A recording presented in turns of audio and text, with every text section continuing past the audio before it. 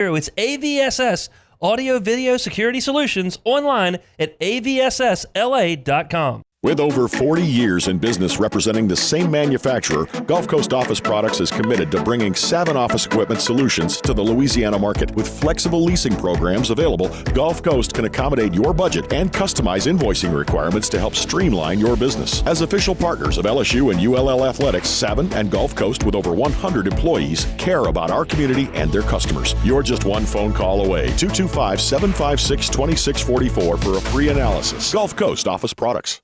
Meal prep can be next to impossible with our busy schedules. But what if it was done for you? Yes, please. Well, locally owned Fresh Chef Kitchen serves freshly prepared meals and items by the pound. You order, they cook. Chicken, shrimp, steak, and more. Pre-order, simply walk in, or start a subscription. Located in Industrialplex and on Airline across from Klein Peter. Not everyone's fortunate enough to have a personal chef, but you can have a personal meal prep service with Fresh Chef Kitchen. Order now at freshchefeats.com. That's freshchefeats.com.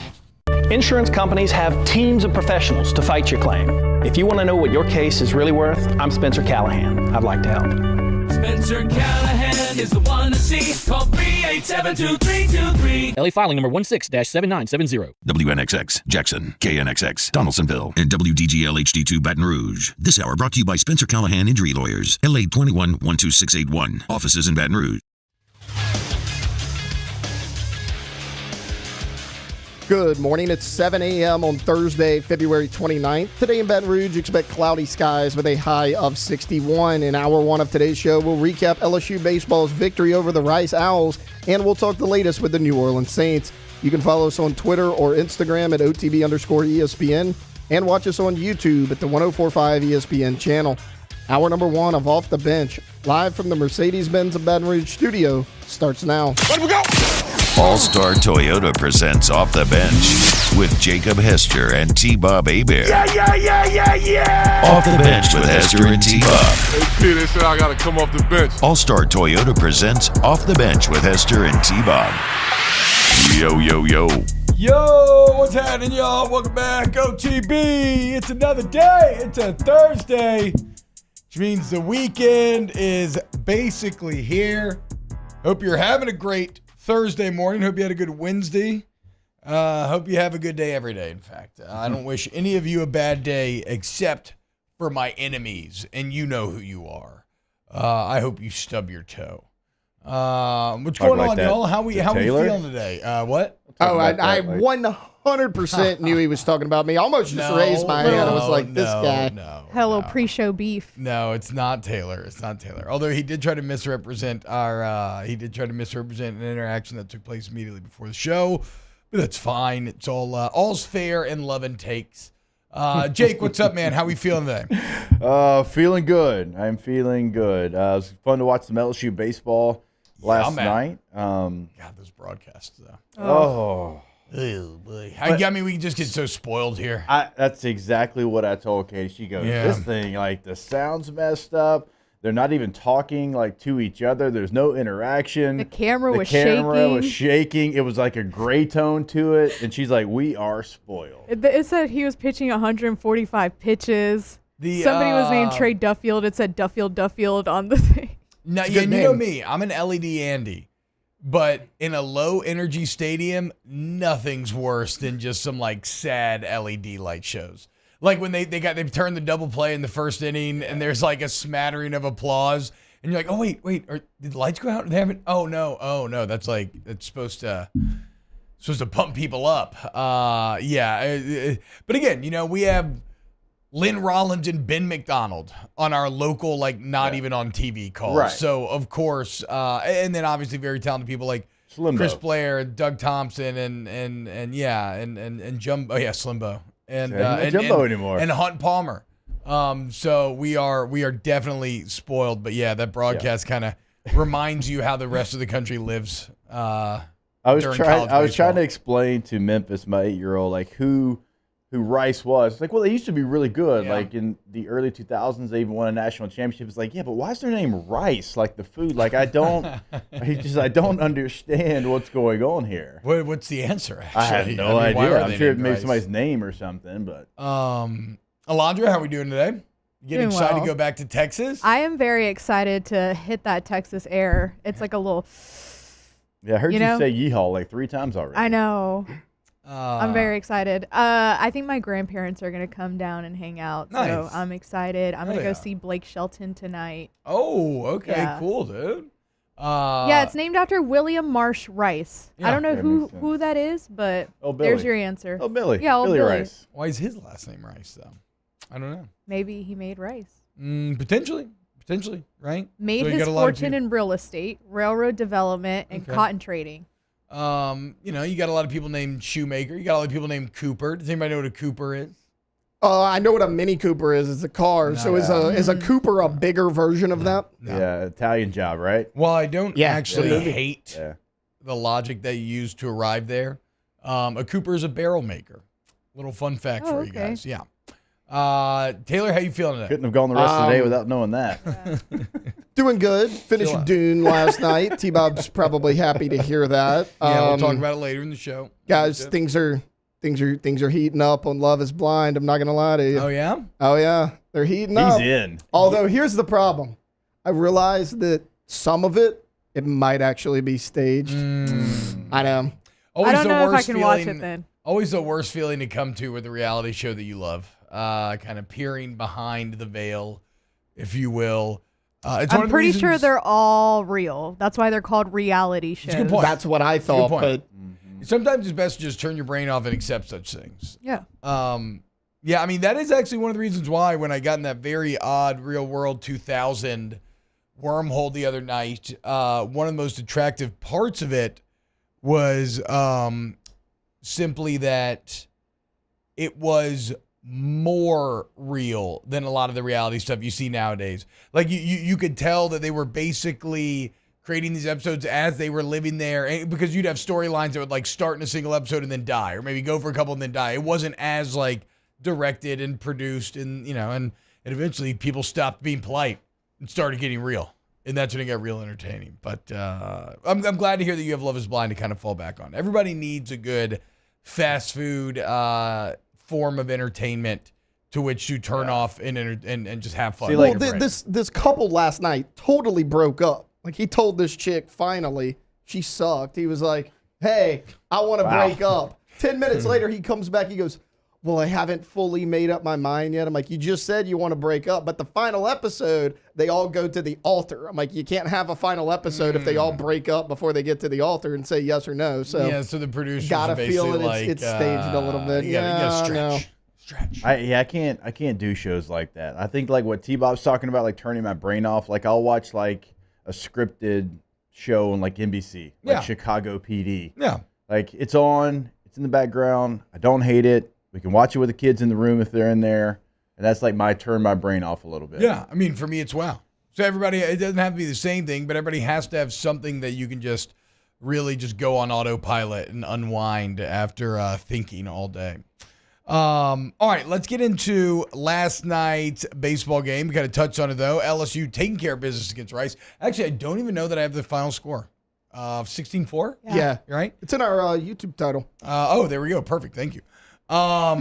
Okay, service level thoughts. One, and we can just kind of jump around here. One thing that jumped off of me, Stephen Milam and Braswell are going to be beasts defensively in the middle there.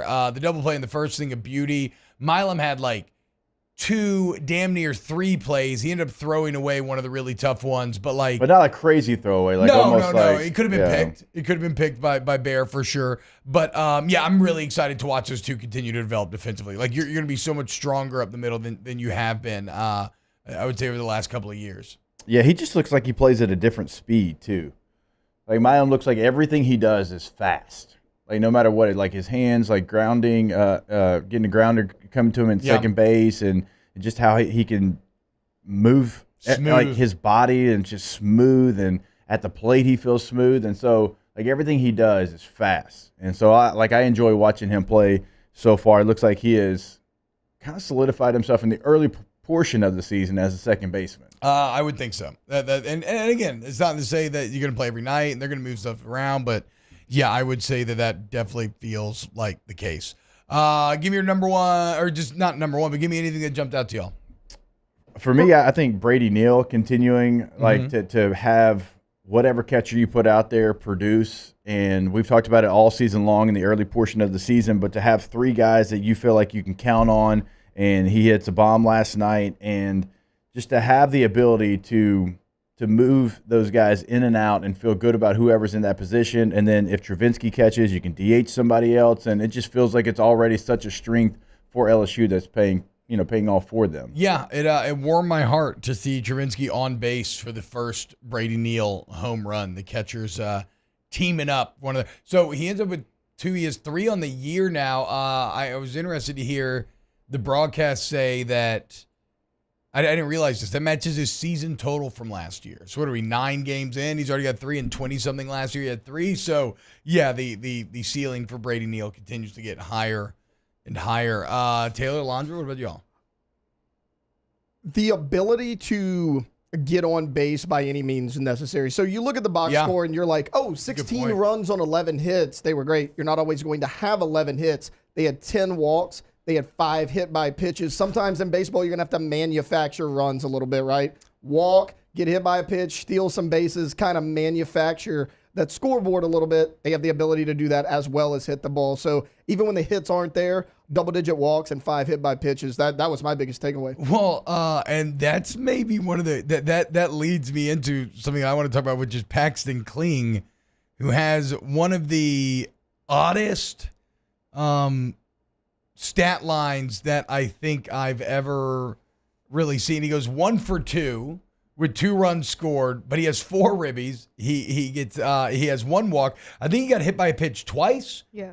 He ends up with 2 sack flies. He had a stolen base, really stuffing the stat sheet. But yes, like as your leadoff guy, you just want to find any way possible to get on base, and he found 3 different ways. And he managed to produce when he had people on base, which you always love to see your leadoff man do as well. Alondra, did anything jump out to you? I mean, the whole team just looks great. Cade Anderson looked really good last night too. I mean, he didn't give up 3 runs. Those were not earned runs.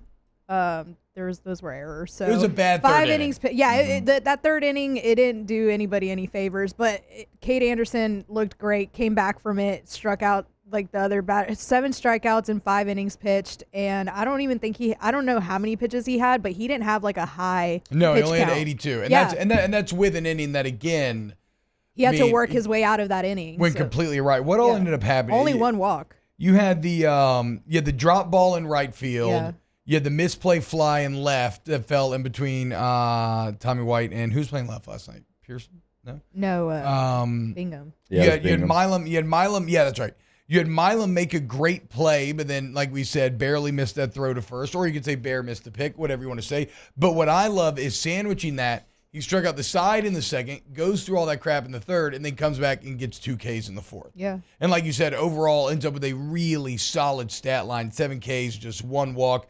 Just another dangerous or a lefty. Freshman. Like, I know you're really, and I guess you could say the freshmen were the young cats were on display throughout the game last night, but you're going to tell me that guy may be your midweek guy? Yeah. A guy that looked as accurate and locked in the stuff that we saw to Cade Anderson last night? That is a great commentary on just how deep this staff is. And it's another lefty, right? Yeah. Who am I missing here? Because I feel like we have Javid Coleman, Cade Anderson.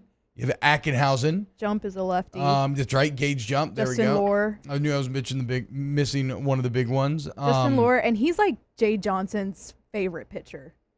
And I feel like we haven't seen that much out of him. Why do you say that? He said that. Oh, wow. Yeah. And, I feel like I would like to see a little more out of Justin Lohr. But he's a lefty. Cam Johnson's a lefty.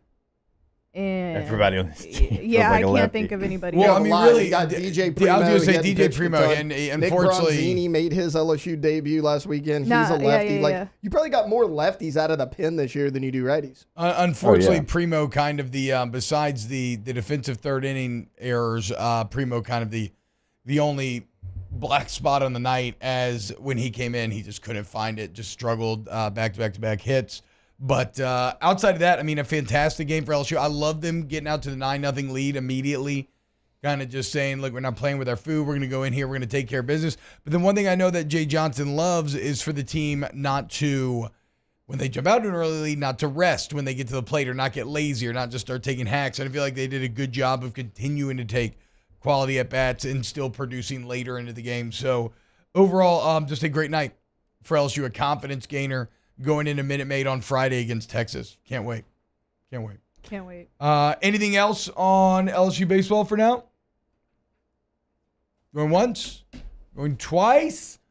All right. You can get your baseball takes at youtube.com/1045ESPN. We'll get to them as well. Probably get to a couple of those when we get back for anything we're talking about. If not, the NFLPA for just the second year has released survey results. Okay. These are players throughout the NFL commenting on a plethora of different topics and giving grades on different aspects of the franchise: treatment of families, food, nutritionists, locker room, training staff, training room, weight room, strength coaches, team travel, head coach, ownership.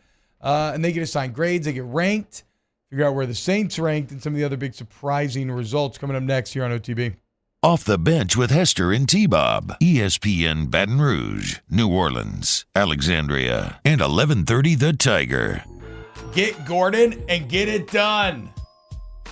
225-888-8888. You need Gordon McKernan Injury Attorneys. He is there for you. You need somebody who's going to fight for you. He's going to stand up to the big insurance companies. Get you what you deserve. All of this right there.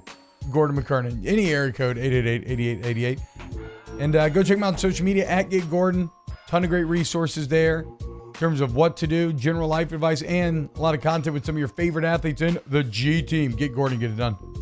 Go to their website, getgordon.com, and see what they can do for you in the courtroom. Find client results, find cases they can handle for you, and then always you can go online, and that is at Get Gordon as well. It's going to be the handle on all major social media to see what they're doing in the community and with your favorite Tiger athlete.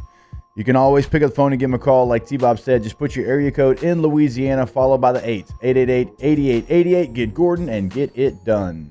Our listeners fire off their opinions on the jimsfirearms.net hotline at 499-1045. Keep listening for your next chance to shoot us your thoughts with the jimsfirearms.net hotline on 1045 ESPN Baton Rouge.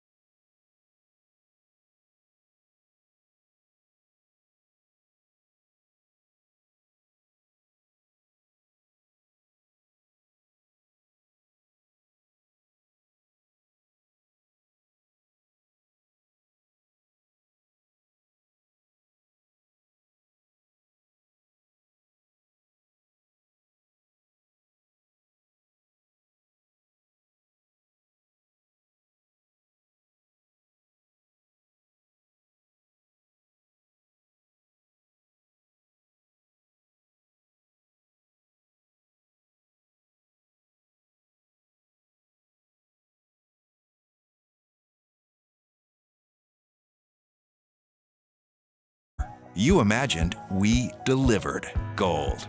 Brack. your number one park system in the nation. Electricity is all around us, and our families depend on it. Every day is sparked by the power of a cold drink or a warm meal, a movie night, and a comforting light at the end of a dark hallway. From sunrise to sunset, playtime to bedtime, our team is ready to take care of your electrical needs, even in the case of an after-hours emergency. Moscona inviting you to join us for Thursday's AFR. The festivities underway at the NFL Combine. We'll have the latest, plus we'll recap LSU Rice in baseball and Pels Pacers. Join us for Thursday's AFR 3 to 6, 104.5 ESPN Baton Rouge.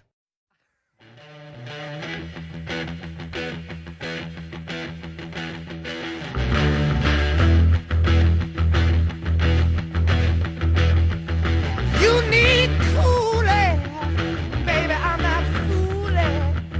I'm gonna send you back to schooling. All-Star Toyota presents Off the Bench with Hester and T-Bob. ESPN Baton Rouge, New Orleans, Alexandria, and 1130 The Tiger.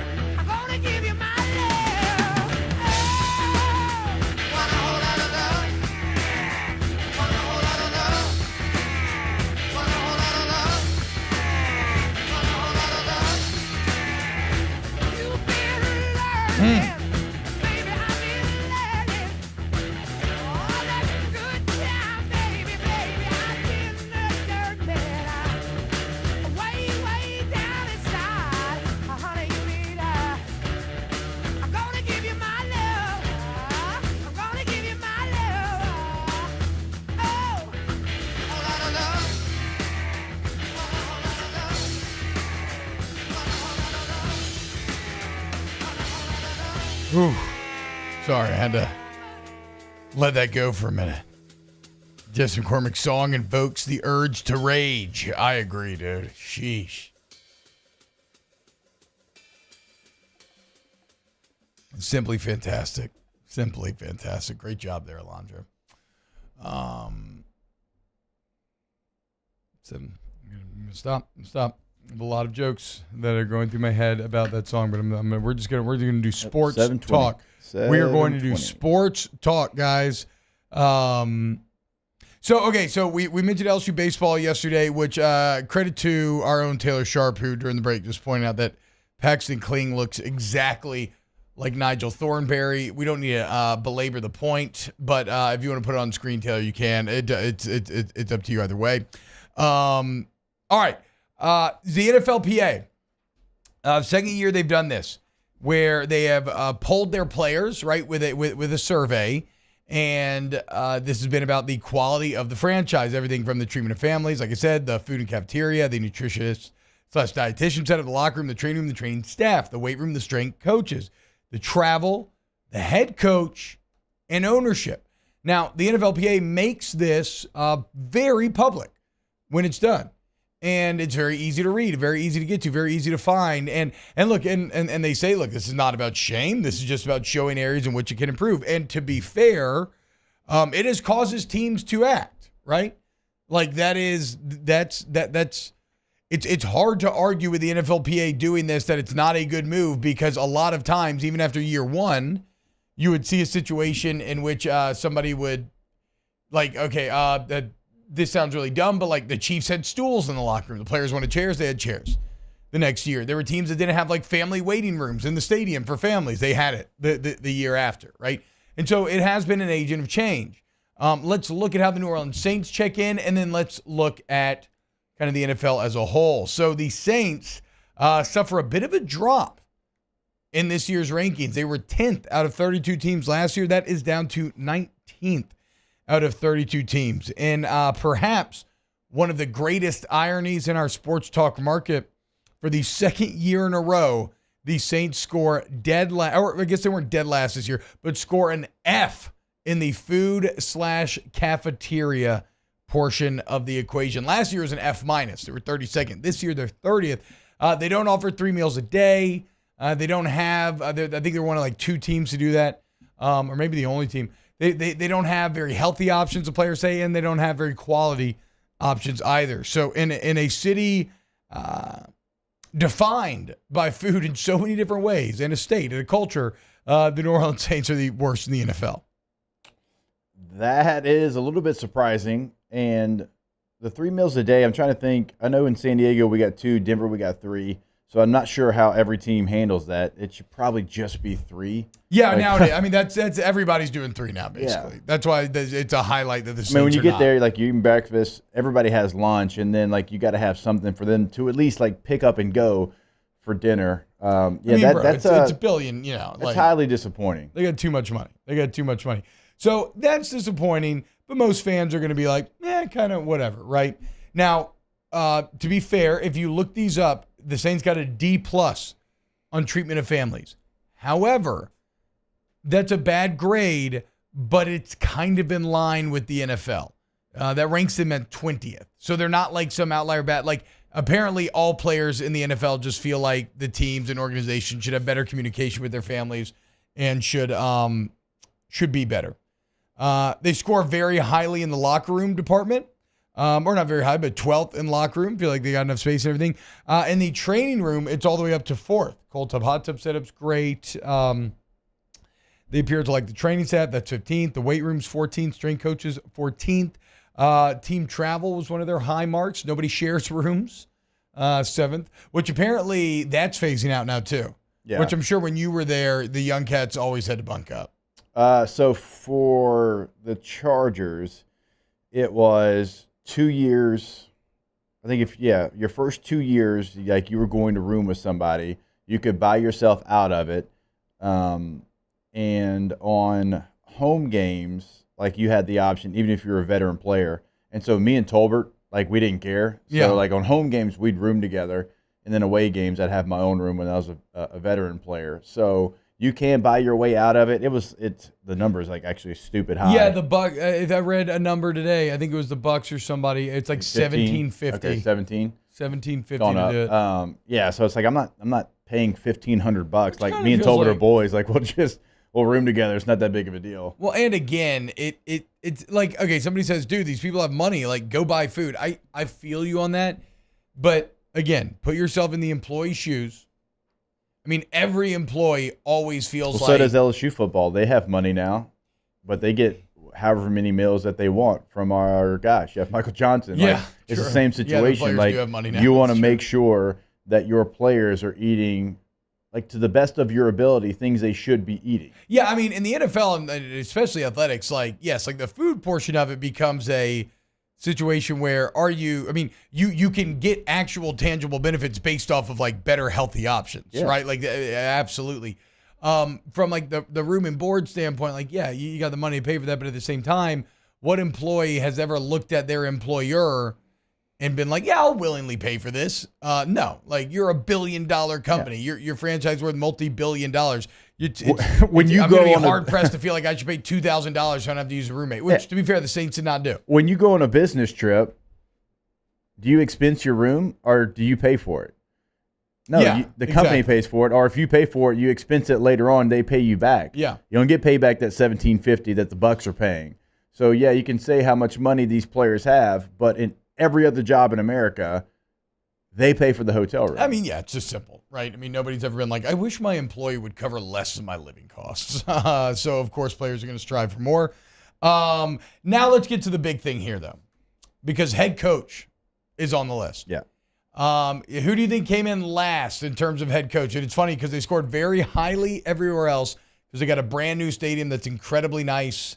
And the Raiders. Yes. Has to be. McDaniels is terrible. So this was asked in the McDaniels era, and McDaniels was 32 out of 32, absolutely hated and loathed by that locker room.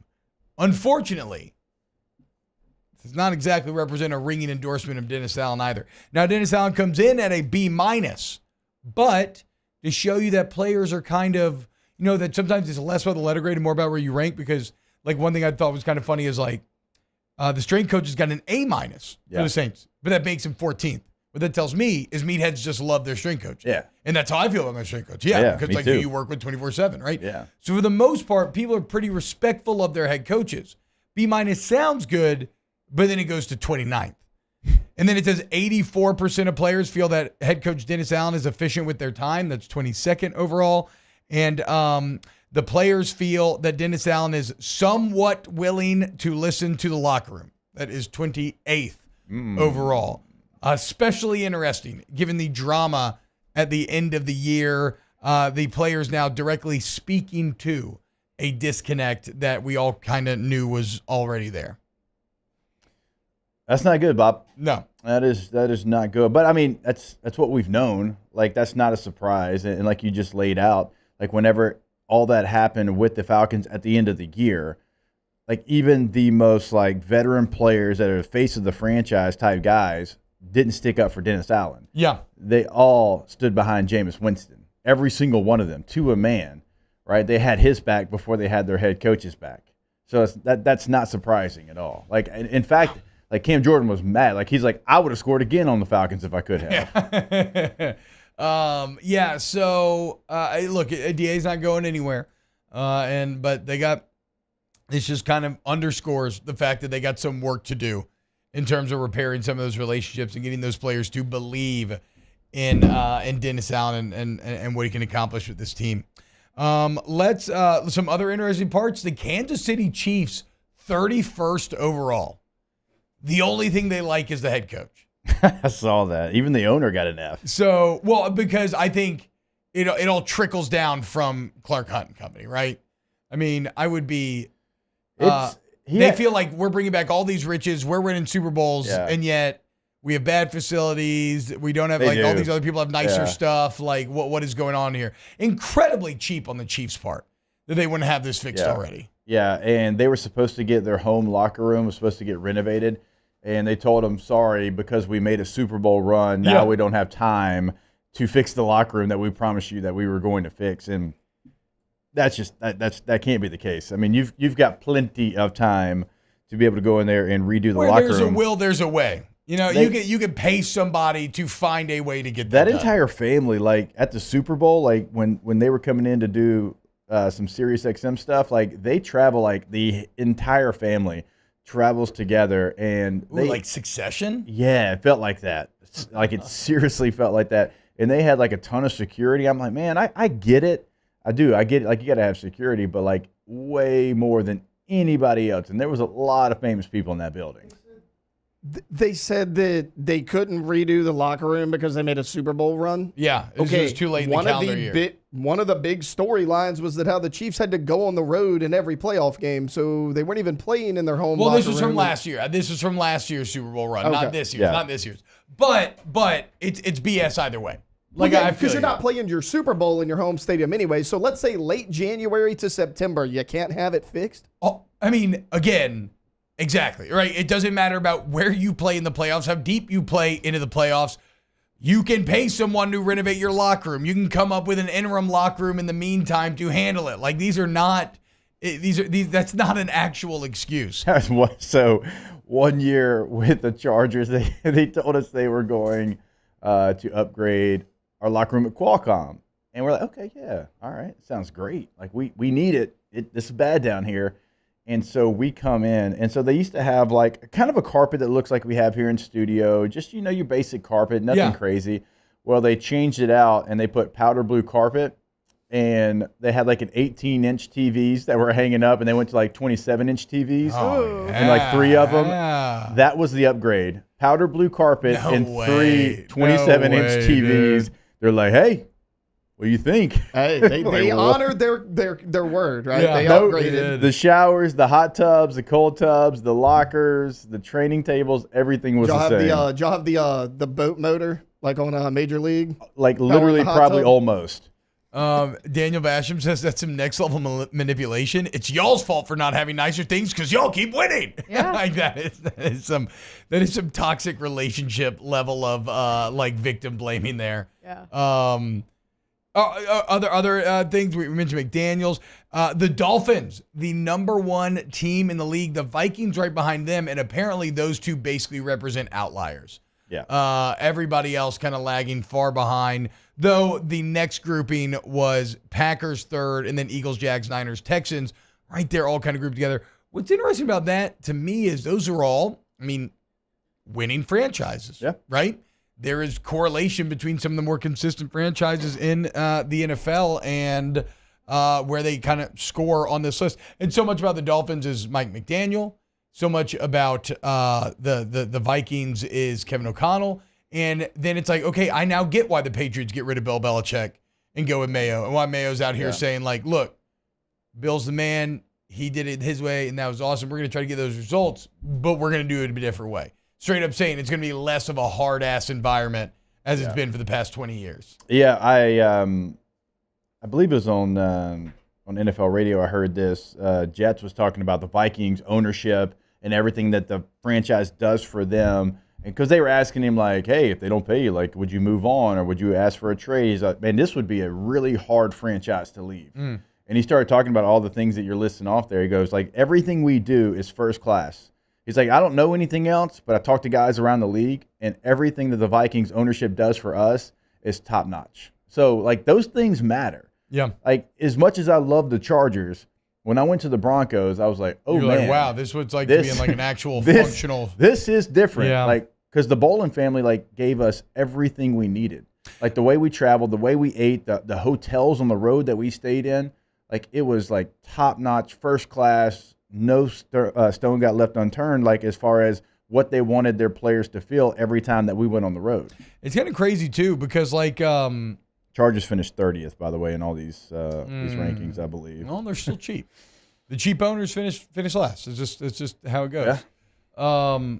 And by the way, Gale scored pretty nicely, I believe, in here. 11th. Gale Benton getting a B+. So the players did think that Gale willing to spend to support what they need. I mean, even when we were in school, Jake, a lot of times the college facilities would be nicer than many of the NFL teams. It wasn't until relatively recently that NFL facilities really started to catch up because they just kept getting so big that it became like ridiculous when the public started to realize that how cheap these owners were being. Like, no, you're making too much money. It has to be better. And again, I believe there are tangible benefits, like any workplace, to employee satisfaction.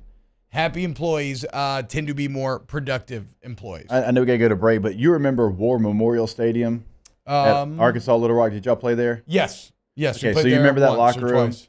Right? You had to get like blue tarps to like separate like the locker room from the training tables because you had female trainers. And like, I'm just saying, like, blue tarps was like the curtain. Oh, I do. I was like, what is going on here? It's awful locker room, just terrible.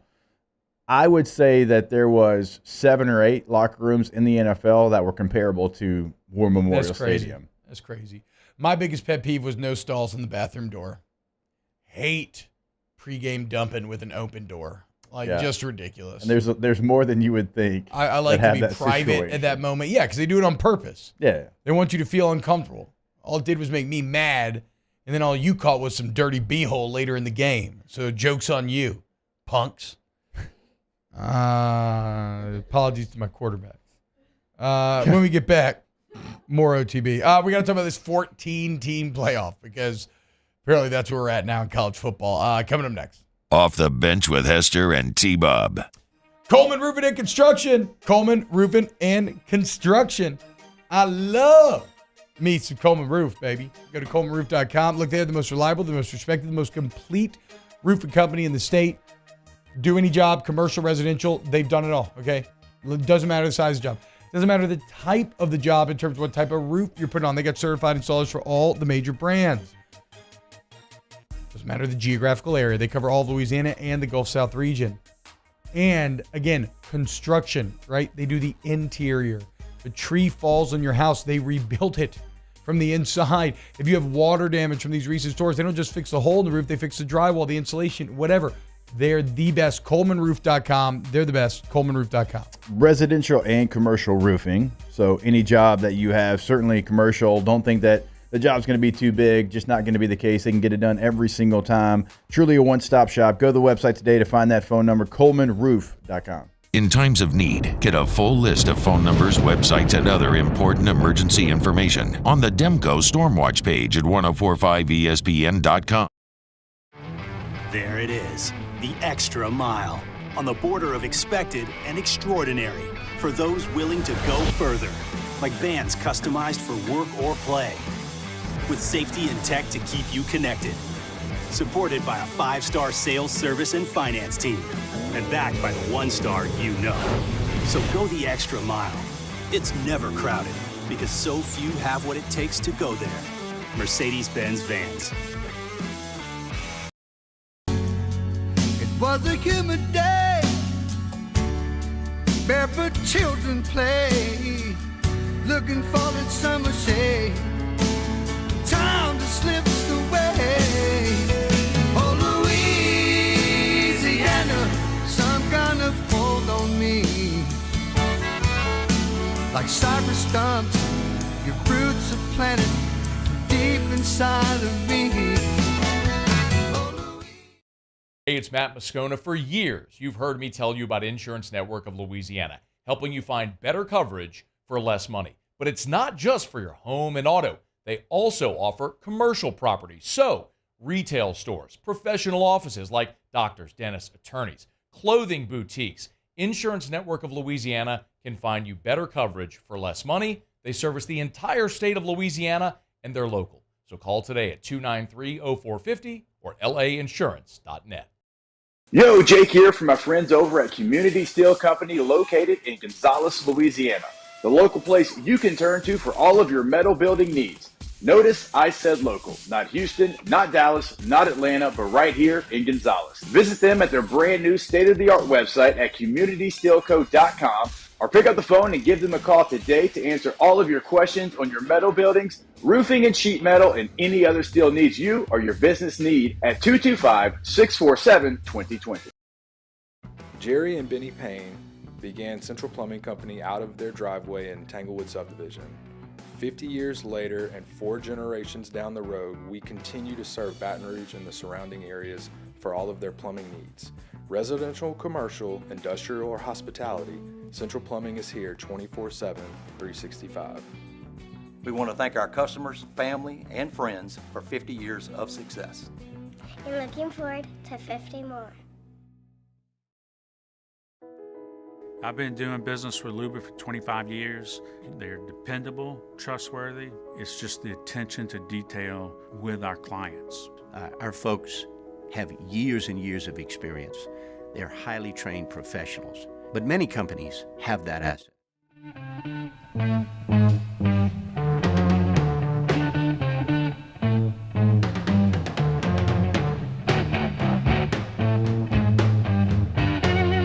All-Star Toyota presents Off the Bench with Hester and T-Bob. ESPN Baton Rouge, New Orleans, Alexandria, and 1130 The Tiger.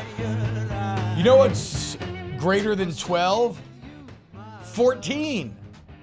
From a literal numerical perspective. I'm not sure if it's greater from a college football playoff perspective, but it's exactly what the playoff committee's bandying about right now. Remember, we talked about it last week, but some major meetings going down right now. Bill Hancock, the chairman of the playoff committee, saying that they need to have an agreement post. Okay, sorry. Let me try to see how I can most succinctly get anybody up to speed that's not. So the 12-team playoff is under contract for 2 more years. ESPN and the CFP have a deal agreed to in principle for what, I think 8 years beyond that. And it increases. It's a doubling of the original price ESPN was paying. I think they were paying $600 million. Now it's going to be $1.3 billion. That's the number we gave per a year. couple weeks ago. Yes.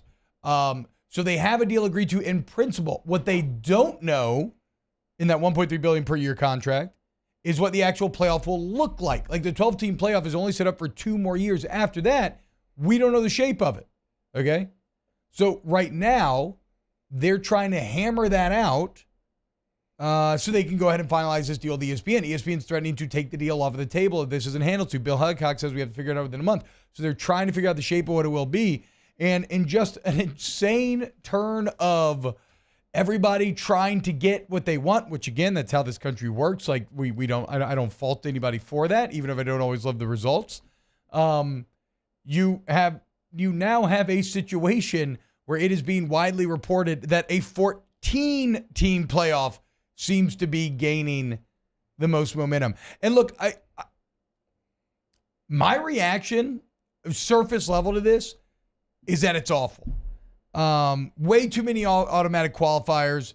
Makes it feel as if everybody's just kind of getting in, like just getting invited. Seems to take away from the regular season, kills conference championship games completely. But look, I don't know. Do y'all actually agree with those takes when you start to read deeper? Because I'm not sure that I agree with my initial reactions, but it's still on the surface. I just don't love it. So correct me if I'm wrong, but the format would be 3 automatic qualifiers from the SEC, 3 from the Big Ten, 2 from the ACC, 2 from the Big 12, a group of 5 automatic qualifier, 3 at-large spots. And then 3 at large, yeah. And then where would Notre Dame? If Notre Dame is in the top 14, they're in. Okay.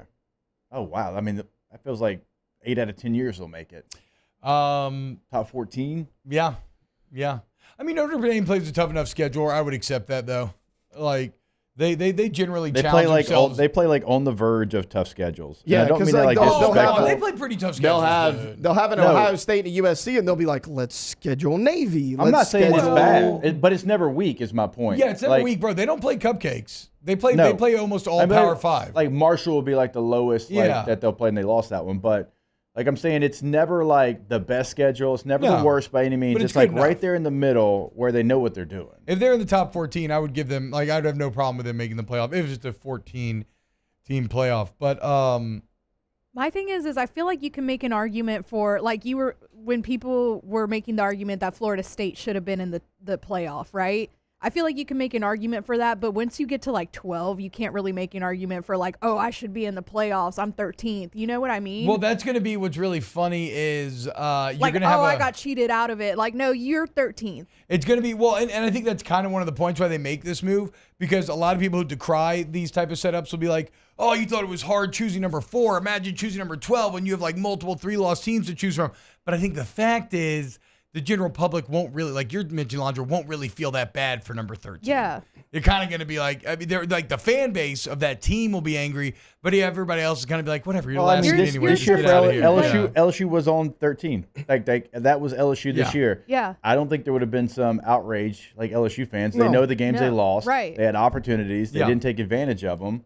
Yeah, and you have to understand that. Right, like if we had the 12-team playoff already, and like you said, LSU was 13th and they didn't make, I'm not going to be like, oh, LSU got cheated out of making the playoffs. Like, no, you should have been at least top 10. Should be Ole Miss. Right, yeah. Yeah.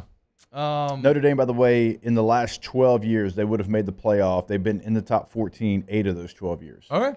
I mean, good on them. They've been a very consistent program. That's why I didn't necessarily agree with, not necessarily, I didn't agree with like Stephen A. and Mad Dog and some others who were coming out there with these like Notre Dame are irrelevant to football takes. Yes, they haven't won a natty, but they are far from irrelevant to college football. We need to go to break, so let's stay on this for one more segment because I want to hear how we feel because we didn't even really touch it yet. How do you feel about the 14 team? Is it superior to the 12 team? More coming up next year on OTB. Off the Bench with Hester and T-Bob. K to Z window coverings, KTOZblinds.com. Get Brandon Barton in your home today and let him blow you away with the depth of his knowledge about window covering. And you're like, T-Bob, window, I mean, what can it, what can it really do? Well, first off, aesthetically, obviously, I mean, the benefits are obvious, right? If you've ever had just a raw dog window and then you add some blinds, I mean, does it not get markedly better, or some drapes, does it not get markedly better immediately? Well, that can go higher and higher. But what about the functionality, right? How the sunlight interplays with your house throughout every single time of the day, your outdoor living space, temperature control, all this is on the table with Brandon Company. Get him out to your home today. Take it to the next level. K to Z. We tell you all the time because it is factual. He's going to know your space better than you know it. He's going to know it better than you in about 5 minutes. Just have him out to the house, ask him about your project, and get it done. KTZBlinds.com. Our listeners fire off their opinions on the jimsfirearms.net hotline at 499-1045. Keep listening for your next chance to shoot us your thoughts with the jimsfirearms.net hotline on 1045 ESPN Baton Rouge.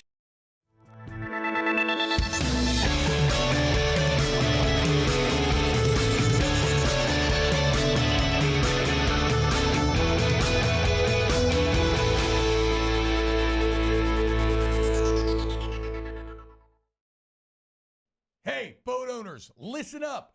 Go see Front to Back Boat Service at the Lamar Dixon Boat Show March 15th through 17th and take advantage of some incredible Expo exclusive deals that they're going to have. The 23 product is still at the 23 pricing. So if you want forward-facing sonar, you want a custom stereo system, act now. It's starting to get busy. Get your boat ready for the summer with Front to Back Boat Service. Go see them at Lamar Dixon March 15th through 17th. Gulf Coast Bank and Trust is giving our customers the power to bank anywhere, anytime during this challenging event. And we're right there with you. Our mobile banking app is a smart way to manage your money and time. Gulf Coast Bank and Trust, the bank that cares about you. When it comes to ending cancer, we push forward, always working together for you. That's why our cancer experts at Ochsner have clinically integrated with MD Anderson Cancer Center. This means advanced cancer care, including access to life-saving clinical trials and integrating care to treat the whole you. Introducing Ochsner MD Anderson Cancer Center. Long live you. Breck teamed up to reimagine your parks, and you imagined big. With your help, we went to work, creating 12 beautiful community parks across the parish.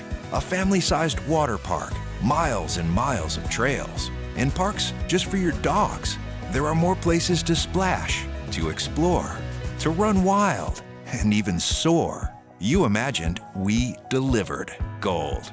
Breck, your #1 park system in the nation.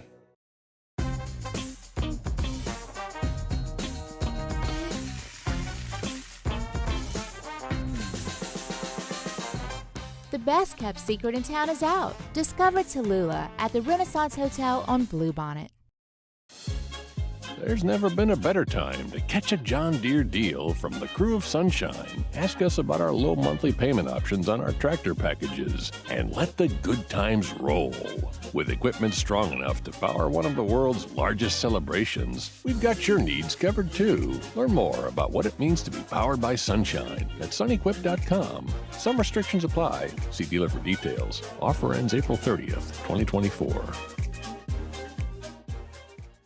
Gulf Coast Office Products is a nationally recognized Savin office equipment dealer based right here in Louisiana. Over 100 employees.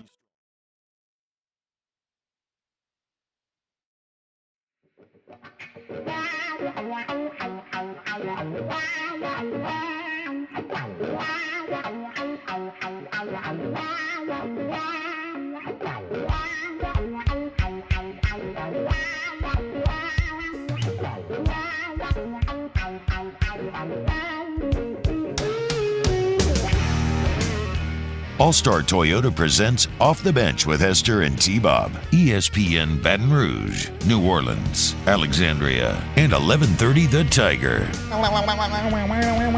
Was this, y'all correct me if I'm wrong, Wrestling Heads, Hollywood Hulk Hogan's entrance music? I don't know enough about wrestling to remember. I think it was Hollywood because I know like when he was in the red yellow. I recognize that. Right for your right, America. Yeah. But when it was Hollywood, I think it was that. He definitely. I mean, that has a little bit of to me too. You ever play Kobe Bryant's NBA Courtside on N64? Yeah. It had that thing going. Yeah. So it is Voodoo Child, but that was I played the Stevie Ray Vaughan version, but his was the Jimi Hendrix. I mean, okay, there you go. Either one is a banger. Yeah. All right. So 14-team playoff. I guess. Look, in some ways, it sounds tight because if you have all those automatic qualifiers, then games at the end of the year for kind of the middle upper tier teams, right, become very impactful as people are trying to grab the third seed, grab the second seed. In other ways, that makes the races at the very top, though, less exciting because teams are kind of slotted in there potentially very early on. My biggest issue with it is if you do this, you might as well get rid of conference championship games. Because right now they're kind of hanging on by a thread, but right now they still have the bye week, right? Like if you win your conference, you get a bye. I think that matters. And I think that makes the conference championship matter. And I like conference championship games because I think conference championships matter. Like I think it's a huge accomplishment to win one of the big boys. I mean, I know for us in school, like, yeah, you want to win a natty, but if you didn't, like SEC title meant a whole lot. You get a ring. Yeah. I mean, you get a ring, even if you don't win the best conference in football. Yeah. So I guess here's what I'm struggling with. I like to try to be eloquent and have good arguments and, try to convince people of my thoughts and whatnot. And I don't have a great argument against 14 besides I just don't like it. Maybe that's dumb. Because again, would I say no to watching more college football and more playoff college football? No, I'd still be locked in every game. But I don't know if it's just the oddness of the number 14 as compared to 12. I don't know if it's just a socialistic amount of automatic qualifiers. I can tell what I think you don't like about it, or at least my initial thought. So I'm trying to figure it out. I think it's because, if you get one automatic qualifier from one conference, you earned that. You went out there, you won that championship, and so you have one singular thing that you're fighting for within your conference, and then everything else has to play itself out. When you start talking about, hey, here's 3 from this conference, 3 from that conference, 2 from here, that dilutes what you're talking about as far as conference championships. I think you have verbalized what I've been trying to say in my head. Dilute. That is the correct word. It cheapens it. It makes it less impactful. You're exactly right. Thank you. Yes, it is. Right? No, you're exactly right. It's going from one thing to compete for. About 3. It's like everybody trying to climb the ladder to grab the belt off the top versus there being 3 belts hanging and multiple tiny little step ladders that everybody gets to step up and grab. Exactly. I think you hit the nail on the head. So for me, that's what I don't like. I am all for an automatic qualifier if you win this major conference, Big Ten, SEC, ACC, whatever it is. But if we're talking about 3 Big Ten, 3 SEC, 2 ACC. Well, that's the thing, too. It doesn't feel like you're doing there it wasn't from 2 any, ACC schools that deserve to get in the playoff this year. No, that's the problem. It doesn't feel like you're doing it either from any let's make the football better standpoint. I would argue the 12-team playoff makes the football better than a 14 playoff. 14 is just let's get everybody, I love participation trophies, okay? I do when it comes to youth sports. I think that's fine. But I don't know if I like it on this level, and that's what it kind of feels like here. It's a little bit socialistically. Make sure everybody has their piece of the pie. No, I want a little more exclusion in my club. Hour 1 of the books. Coach Torina's going to be there 8 or 8:30. Got Jay Johnson 8:15. Keep it locked. More OTB next. Off the bench with Hester and T-Ba. IU Chrysler Dodge Jeep Ram is taking $17,500 off new 23 1500 Bighorn trucks. We're open for business in our beautiful new showroom and taking $17,500 off new Ram 1500 trucks. All new Bayou vehicles come with a 1 million mile warranty. The crew at Bayou Automotive is going to do right by you. The Windsor Senior Living Community in Mandeville, Louisiana is a beautiful, vibrant apartment community geared toward seniors. They are nestled right in the heart of Mandeville, where seniors live a more carefree lifestyle in spacious apartments with the peace of mind that comes from having a little extra help. Call the Windsor at 985-624-8040 to schedule a lunch and tour. Come see how the Windsor can be your passport to peace of mind. Dylan Cruz here to tell you about Six Rings Baseball and Softball Camp. If you live on the North Shore and play ball, go to Six Rings Camps with former LSU assistant coach Dan Canaveri. His knowledge is second to none, and your child will improve and have fun doing it. Camps were held at Coquille Park and Six Rings Academy in Covington with 4 sessions over the summer. Full day and morning only sessions are available from ages 7 to 13. Go to sixringsbaseball.com or call 985-206-9096. Learn the game to love the game. Breck teamed up to reimagine your parks, and you imagined big. With your help, we went to work, creating 12 beautiful community parks across the parish. A family-sized water park, miles and miles of trails, and parks just for your dogs. There are more places to splash, to explore, to run wild, and even soar. You imagined, we delivered. Gold. Breck, your #1 park system in the nation. Electricity is all around us, and our families depend on it. Every day is sparked by the power of a cold drink or a warm meal, a movie night, and a comforting light at the end of a dark hallway. From sunrise to sunset, playtime to bedtime, our team is ready to take care of your electrical needs, even in the case of an after-hours emergency. The light in your life shines brighter with Mr. Electric. There it is, the extra mile, on the border of expected and extraordinary for those willing to go further, like vans customized for work or play, with safety and tech to keep you connected. Supported by a 5-star sales, service, and finance team, and backed by the 1-star you know. So go the extra mile. It's never crowded, because so few have what it takes to go there. Mercedes-Benz Vans. At Relief Windows, we're more than windows. We're windows, doors, hardy plank, and vinyl siding. But our #1 product is always customer satisfaction. Visit us online at reliefwindows.com.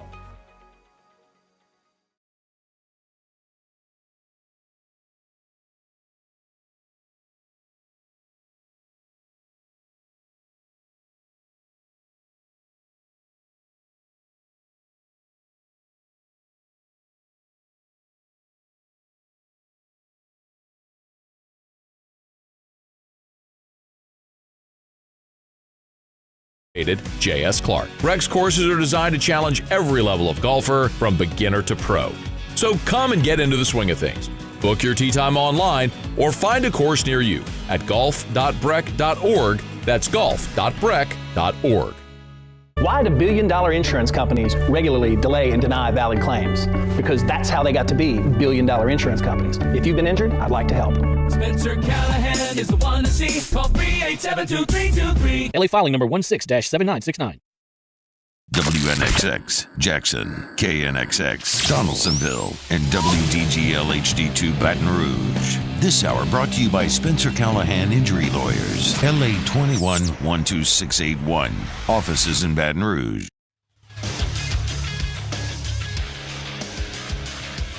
Good morning. It's 8 a.m. on Thursday, February 29th. Today in Baton Rouge, expect cloudy skies with a high of 61. In hour 2 of today's show, we'll be joined by LSU softball coach Beth Torina at 8 a.m., then head baseball coach Jay Johnson at 8:15. You can follow us on Twitter or Instagram at OTB_ESPN and watch us on YouTube at the 104.5 ESPN channel. Hour number 2 of Off the Bench, live from the Mercedes-Benz of Baton Rouge studio, starts now. Let we go! All-Star Toyota presents Off the Bench with Jacob Hester and T-Bob Hebert. Yeah! Off the Bench with Hester and T-Bob. Hey, they said I got to come off the bench. All-Star Toyota presents Off the Bench with Hester and T-Bob. Yo. Yo, what's happening, y'all? Welcome in. Hour number 2 of OTB, and it's Thursday, 8 a.m., which means every single week here we talk to head coach Beth Torina, head coach of your LSU softball Tigers, and the Tigers are hot. Moving into the top 5 in basically every major college softball poll.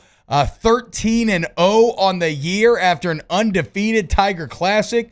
Took down Boise in exciting fashion last Thursday, then kicked in the dominance, 8-5 on Friday, 10-3 Houston on Friday night. Saturday morning, 5-0, 11-0 against Austin Peay. And now returning to action tomorrow against Illinois, and right before the final weekend for conference play kicks up. Coach, what's going on? How we feeling? Feeling pretty damn good right now. Lucky 13, that's the number today. So we're going with it. Yeah. So give me your biggest takeaway now that we're 1 week away from conference play, right? What is the main area? And it's weird, right? Because you have to almost grasp at things at this point because your team has played so well. But what do you feel as a team your main area improvement you want to see is to get you ready for what will be a brutal SEC gauntlet? I think we're in a good spot, honestly. I know that never comes out of my mouth, but that doesn't mean we don't have things to do better. But I think if we could just continue to build on some of the things we're already doing well, like just continue to increase it. Like our swing decisions at the plate, like that's swinging at strikes, right? Seems simple, but it's really hard concept when you're facing good pitching. So we have some really good numbers there in our swing decisions. So keeping to make that a priority and increasing that, I think would be awesome. I think that's a big reason for the success of the offense here, that Howard and Bryce and Sandra have worked so hard on every day on just making sure that they're swinging at the right pitches. I think if we continue to do that, our offense is going to be really hard to beat. Coach, what's the biggest challenge in playing 6 games in 3 days like you have coming up here in the Purple and Gold Challenge? It is a challenge. I've been thinking about it all week and trying to be really careful with them at practice, making sure that we're healthy and rested and, trying to make sure they're full go. Because it's going to be a challenge. 6 games across 3 days is going to be tough, and I thought we were a little tired last Saturday, too. I called upon them to be a little tougher on Saturday, and we got that huge performance out of Ray Chafin, who is definitely one of our toughest players, one of our most competitive players, and just went out and showed us what toughness looks like. So it's going to take some toughness to get through all 6 games. I keep asking, who wrote this schedule? And then I look in the mirror. So, hoisted on my own petard, if you will. Coach, Allie Newland was named SEC Co-Player of the Week. Kind of insane that in a year where there's been already so much individual success, she's the first one to achieve that award. I mean, she was absolutely dominant last weekend. What was it? 10 hits, 8 ribbies, 2 home runs. She was incredible. Speak on, because I know so much of this team is defined by the leadership, and I feel like Newland is someone that we generally don't talk about all the time in this setting. Well, you should, because she's awesome. She's just kind of I think she's ended up in her career as kind of like the jack of all trades, so maybe hasn't had some of the opportunities to be up for as many awards because she's been playing 800 different positions, right? Yeah. But she's always been willing to do anything it takes for the team. She is hands down one of our leaders. She's so smart and intelligent. She's getting community service awards every time you turn around. She's just a good human. It's easy to pull for her. So, and the second home run she hit for my youngest daughter, so that was important. We were playing her favorite song. She walked by and I said, "Hit this one for Tenley Grace, and I'll be feeling that thing went out of the park." So, maybe you can let her play a single position now, Coach. Sheesh. No, I'm just kidding. She has been this year. She has been. So, and that's why we're seeing such great things. We are definitely better when she's in left field because she's so talented out there. And also better when you have a healthy Taylor Pleasance. I mean, that's something we talked about a ton last year, and obviously dealt with some injuries and trying to get her on the field. And even when she was, you could tell she was gritting through it and maybe not fully healthy. What does it mean to have her out there healthy, back, leading the charge? Yeah, I think she is really the best of the best. I actually got a voicemail from our favorite Skip Bertman here yesterday that said, "I think Taylor Pleasance is the best softball player I've ever seen." Okay, wow. That's high praise there. Skip, dude. And I thought, well, if the GOAT thinks that, then I'm not crazy to think that myself. She's just so special in so many ways, and she's grown as a leader on top of how talented she is. So I think any coach would kill to have a Taylor Pleasance on their team. She's so special. So that's a lot from the offensive perspective, Coach. But, of course, we know your expertise lies on the mound. And what's your view of your team thus far? I mean, 7 shutouts on the year. It appears like you have great depth this year. How excited are you from what your staff has shown you thus far? Well, we have a new position, at LSU softball. We have an analytics player development guy, right? His name's Zach. He has a PhD in math, and he tells me that if we don't give up any runs, we're likely to win. So that was his stat. He came to me. I was like, "Thank you so much, Zach. Really appreciate it." I think you actually got that line from Nick Torina, but I think they're doing a great job. And I thought last weekend was such a step in the right direction of showing the depth of our pitching staff. Everybody knows what Sid Berzon can do. She's one of the best in the country right now. But seeing Ray Chafin go out and give a great performance, Emily Casanova has thrown 2 shutouts. I mean, I think we've seen the depth that we needed to see from them, which was really, really important last weekend. And, Coach, I mean, we've done this for years now, and you would have one dominant pitcher, and then that's good. And you've had some of the best to do it in the SEC. But over the last couple of years, it does feel like you're more of a, hey, I want to have multiple arms ready to go, and that's exactly what this team is. I mean, even, Kelly Lynch has appeared in 6 games and pitched a little bit there. So, I mean, you have, 5 pitchers that have shown up on the mound already. Do you prefer it that way, or do you prefer to maybe have one arm and then some secondary arms on the side? Well, Kelly Lynch was out last weekend, so we'll be happy to get a healthy Kelly Lynch here. But moving forward. But I think, I'm talking about our data guy, right? And all of the things, the way our game's changing and the numbers and the analytics. I'm joking about his number that he gave me, but he gives us some of the most incredible numbers you could ever imagine. And as our game continues to evolve and develop, it's going to take more than one arm. Like everybody sees everything we do. They know our tendencies. They know what pitches you're going to throw and what counts and how often they're in the zone and how often they're called balls. And I think as that continues to develop, you're going to need more and more arms to get through a 3-game series. Coach, this is more of a big picture question, but it's on the mind because like the NFLPA released a survey, right, of all the NFL players talking about their organization, and they would rank all sorts of things, and coaching was one of them. And I'm just wondering, you just hit 500 wins here at LSU. You've been the LSU coach during one of the most transformative times just in like human history. And I guess where I'm going with all this is, have you had to adjust your coaching style through the years, right? Like how do you approach players now differently than you would approach players when you first started out?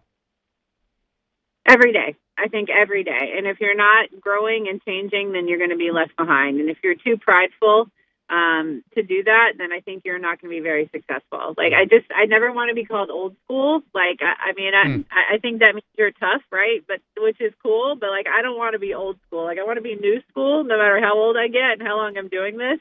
Some of that's come from like the positions that we've added. Howard and I are kind of the oldies on the staff, but we have a bunch of young people on this staff, Sandra and Zach, especially the addition of Bryce Neal this year and all of his ideas and concepts. We're doing a lot of things different and better, in my opinion. And I think like if we're not willing to do that and evolve, then I think we're going to be left behind. So it's cool that I think, Howard also is like operated with no ego, and we're just open to hearing the best practices and putting them in place for our team. And I think that's crucial. Coach, before we let you go, obviously you do have 6 games in 3 days. Any kind of preview on the teams that you're going to be playing this weekend? Man, they're all tough. I know it's too early for RPI, but some of the early season RPIs puts this tournament at like an average of 40, I want to say, of our opponents, with like a 36, a 38, and a 42, I want to say. It's going to be tough. It's going to be tough. Last time we saw San Diego State was, out there in the 22 regional. Yeah. So we know they're always a postseason team, always right on the cusp of being in the top 25. McNeese has played well lately. They're always tough. Louisiana Tech, always a good game. So, and then Illinois brings back Tyra Perry, who's a awesome former Tiger. She's the head coach of Illinois, one of the first signees of the LSU softball program. So she always does a great job. So it's not just 6 games. It's 6 games that are going to really affect our season and really help us moving forward. So it's a tough weekend, and we're excited about the opportunity. So best of luck this weekend, Coach. If you want to get out to Tiger Park, Illinois tomorrow at 4, then at 6:30, San Diego State. Saturday at 5 p.m., you got San Diego State. Then at 7:30, McNeese. And then Sunday, 3 p.m., you got McNeese. And at 5:30, La Tech. So a full weekend in Tiger Park. Get the fam out there. Go have yourself a time. Support this top 5 team in the country. Coach Torina, can't thank you enough for making time for us every single week. I know you're very busy. Thank you.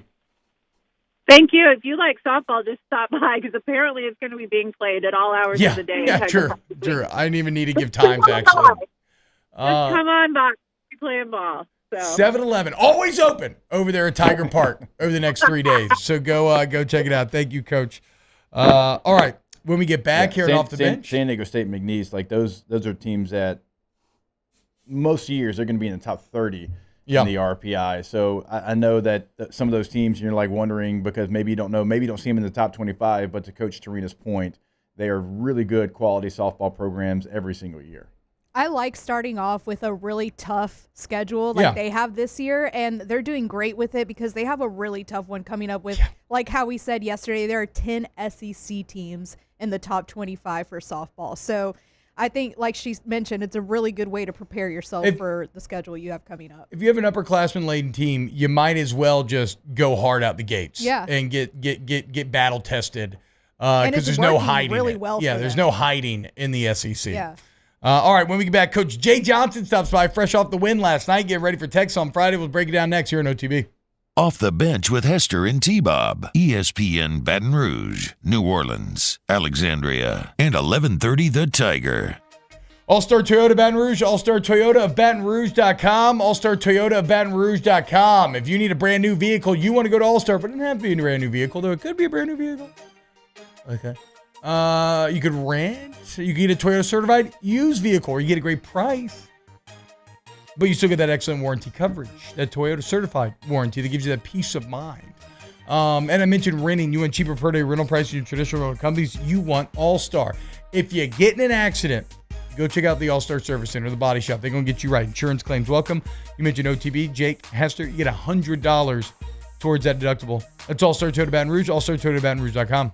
Yeah, when you go to that website, check out what they can do for you in the rental department. You've got spring break's coming up in most places probably in the next 3 weeks, and so you still have time to go ahead and get that vehicle reserved for your trip, something bigger, something better on gas mileage, whatever it might be. What are they doing on ESPN? Go to allstartoyotabatonrouge.com. In times of need, get a full list of phone numbers, websites, and other important emergency information on the Demco Stormwatch page at 1045ESPN.com. There it is, the extra mile, on the border of expected and extraordinary, for those willing to go further, like vans customized for work or play, with safety and tech to keep you connected, supported by a 5-star sales, service, and finance team, and backed by the 1-star you know. So go the extra mile. It's never crowded, because so few have what it takes to go there. Mercedes-Benz Vans. The importance of doing this fortified program and offering it to people down here is, number one, the only real chance you're going to get to do this is when you put on a new roof or build new. And through companies like HUDCO, who's kind of leading the way in this thing, it's going to offer the customers a huge advantage in the insurance market and the price of their insurance. You know, we're not looking to make a fortune off fortifying. We're trying to give you a better product than our competitor at the moment. I'm trying to do something that he can. I'm trying to give you something better. So a lot of these insurance shops, you're getting a re-roof, you're only paying your deductible. Let's sit down and talk about the fortified and let's see what it does to your insurance premium. You're getting a steal. Yeah. You're getting a brand new roof and a fortified certificate for your deductible, essentially. I think we're rocking and rolling.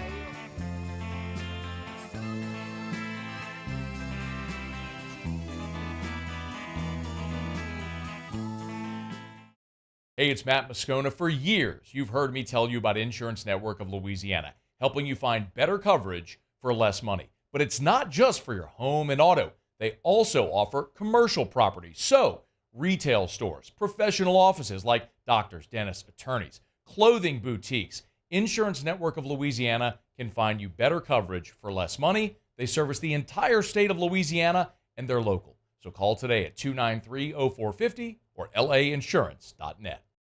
Yo, Jake here from my friends over at Community Steel Company located in Gonzales, Louisiana. The local place you can turn to for all of your metal building needs. Notice I said local, not Houston, not Dallas, not Atlanta, but right here in Gonzales. Visit them at their brand new state-of-the-art website at communitysteelco.com or pick up the phone and give them a call today to answer all of your questions on your metal buildings, roofing and sheet metal, and any other steel needs you or your business need at 225-647-2020. Jerry and Benny Payne began Central Plumbing Company out of their driveway in Tanglewood Subdivision. 50 years later and 4 generations down the road, we continue to serve Baton Rouge and the surrounding areas for all of their plumbing needs. Residential, commercial, industrial, or hospitality, Central Plumbing is here 24/7, 365. We want to thank our customers, family, and friends for 50 years of success.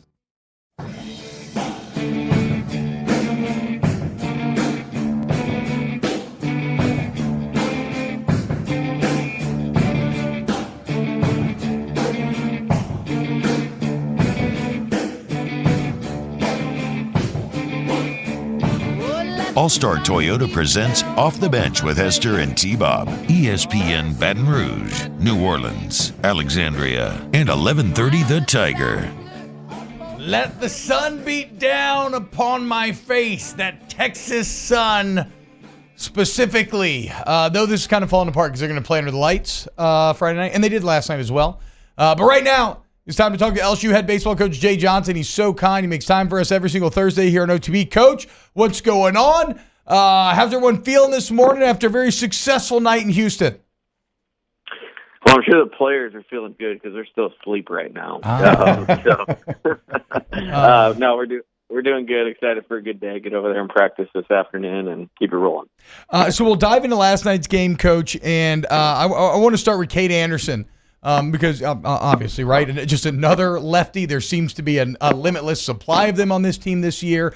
But what I want to talk about is what you saw mentally out of Cade last night, where he has the smooth start. And then the third, a few defensive wobbles lead to, an inning that it ends up having to work a little bit. But then I felt like he came back in the fourth and immediately kind of refound that rhythm. What did you learn about the freshman last night? Yeah, I have a lot of faith in Cade. He's obviously very talented. Not for his injury in high school, he probably would have signed a professional contract and not been here at LSU. So the talent there. I think just the more I continue to get to know him, you see what makes him good, though, is the character and makeup. Even that inning we gave up 3, we made an error, and then he immediately came back, got ahead 1-2, and then I don't know what the deal was with the lights like last night. Like, we couldn't catch the ball in the air. They couldn't catch the ball in the air. Yeah. It was super bizarre. And so we didn't make a play, but then he struck a guy out, and then the next inning came out, and it was like good morning, good afternoon, and good night. Yeah. And he's going to be really good here for a long time. And, Coach, another young player that I want to highlight is Stephen Milam. Everything that he does is fast, but nothing is rushed. It just looks like he has a plan before the ball's hit to him, and he has a plan at the plate, and just doesn't look like he has a freshman mentality. No, he's a ball player. He's a kid that I've known since he was in 7th grade, so that tells you how long he's kind of been on the radar of college coaches and that type of thing. And just one of those guys that builds his whole life around baseball and has no fear in what he's doing and is coming in and competing at a high level. And it's been a really good lift for our team. Coach, you've talked about it in the past, but like obviously so much of your expertise lies at the plate, right? And the importance of the leadoff man. It seems like Paxton Kling has been on fire really all year long, but seems to be almost getting better by the game. Finds 3 different ways of getting on base last night. Did you? I mean, surely you started him, obviously, right? But like, how did you feel about Paxton Kling's offseason? Were you expecting him to have this much early success as we've seen? Well, he's really talented. He's one of those guys you just kind of keep working on. And when he has that kind of athletic ability, it's going to click at some point. And so we've made a good breakthrough, I would say. And there's certainly more to do. But he is so talented that, even when he's not perfect, he can impact the game with his speed and with his defense. And he has power. Now it's just making that, be skill, over and over and over again, where if he does that, he's going to be a dominating caliber player. And so I think we're seeing some of that right now and really excited about it. He's improved his mindset, and we're seeing some of the fruits of all that work that Paxton's put in. Coach, nobody ever wants to lose any games, and I know you especially are very hard-pressed about that when it comes to pushing your team to treating every single game, really being present matters most. How do you feel, though, your team responded last week to the first time of being on the other side of that win-loss ledger? Yeah, I think they did a good job. We have this thing, you hear about I don't know what football coaches call it, like a 24-hour rule. It's usually celebrating. You're going to celebrate for 24 hours. Like in baseball, there's failure. Like you're not going to win every game. So we just want to show up the next day and kind of trick the other team with our energy, our body language, our attitude that, wait a minute, I thought we beat them yesterday. Like they don't look like it had any impact on them at all. And they've done a good job of that. And they're certainly improving that you want to do. And as much as us coaches would like to have all that come where you're winning every game, sometimes losing a game captures their attention a little bit more. Mm-hmm. And that's just human nature. And hopefully, that's part of what's happened. I think we've improved the last couple games, and hopefully we'll see more of that going forward. Coach, something we were talking about before you hopped on was the catcher position, and we've talked about it before, having 3 guys, but last night, like, Hayden gets on base multiple times. He drives in a run. Brady Neal hits a couple of home runs. He's got 5 RBIs. It's such a unique situation. So, like, when you have that and these guys are all playing well, Alex comes in as well, like, what goes into maybe deciding who is going to be behind the plate that night? Is it a situation like the old Atlanta Braves, like Javi Lopez would be the guy, and then Eddie Perez would catch Greg Maddux? Like, is it going to be by pitcher or just by feel? No, there's some of that by pitcher. Like, I'll give you an example. Like, if a pitcher likes to throw to, like, a bigger target, then you'd want to go with Hayden. You know what I mean? Because he's bigger physically. That would be one, like, small thing that wouldn't necessarily make the decision, but I would take into consideration. Obviously, there's the pitching matchup on the other side. There's the rest matchup. There's how we could deploy them throughout the game. You know, if teams are going to be more right-handed or left-handed out of the bullpen, is the wind blowing out on a particular day? Is it blowing in? There's a lot of stuff that goes into it. I'm very thankful for all of those guys. They all bring something a little bit different to the table. And, you know, I really enjoy getting to coach baseball at LSU, and those 3 guys, having them on the team, you know, Hayden and Alex for all 3 years, kind of surprised we were able to get them back this year. And then, you know, Brady from recruiting in here for 2 years. It's been one of the best parts about being here is our catching situation. Talking to Coach Jay Johnson here on OTB, and Coach, this is one of everybody's favorite times every single year, the Astros Foundation Classic going down this weekend. Y'all are already in Texas and coming up this Friday. I mean, I just got goosebumps. It doesn't get bigger than this from a brand name standpoint. LSU, Texas, and both teams excellent again this year. I know every opponent, you treat as that opponent, but like, are the boys feeling a little juiced right now? Is there a little something extra in the air? Well, we had great energy in the game last night. Like, I'm all for them, you know, being on top of it and going for it, and, you know, sometimes getting a little chippy. But even a couple times last night, I had to say, like, hey, let's pull the reins just a little. And I hardly ever do that. So they feel good. We got a good day of rest on Monday when we drove over here. Got a ton of sleep. Got a good rest on Tuesday before a nighttime practice. Got a full day of rest before playing. So I think they're excited, and, you know, they all say they want to be major league players. So get to play in what I think is becoming an iconic major league stadium, and you know, our obviously connection with it being, you know, pretty local, and, you know, there's a lot of good things. And then just the matchup's great. I mean, we're facing, you know, arguably the top 5 pitcher in the country on Friday night, and they're playing well right now. They're swinging the bat, and so this could be a great game. This could be a lot of fun. Coach, does playing different teams in different days like you've had over the last 2 weekends help you prepare for playing 3 different teams in 3 days, like just from preparing and feeling like you have the analytics of each team?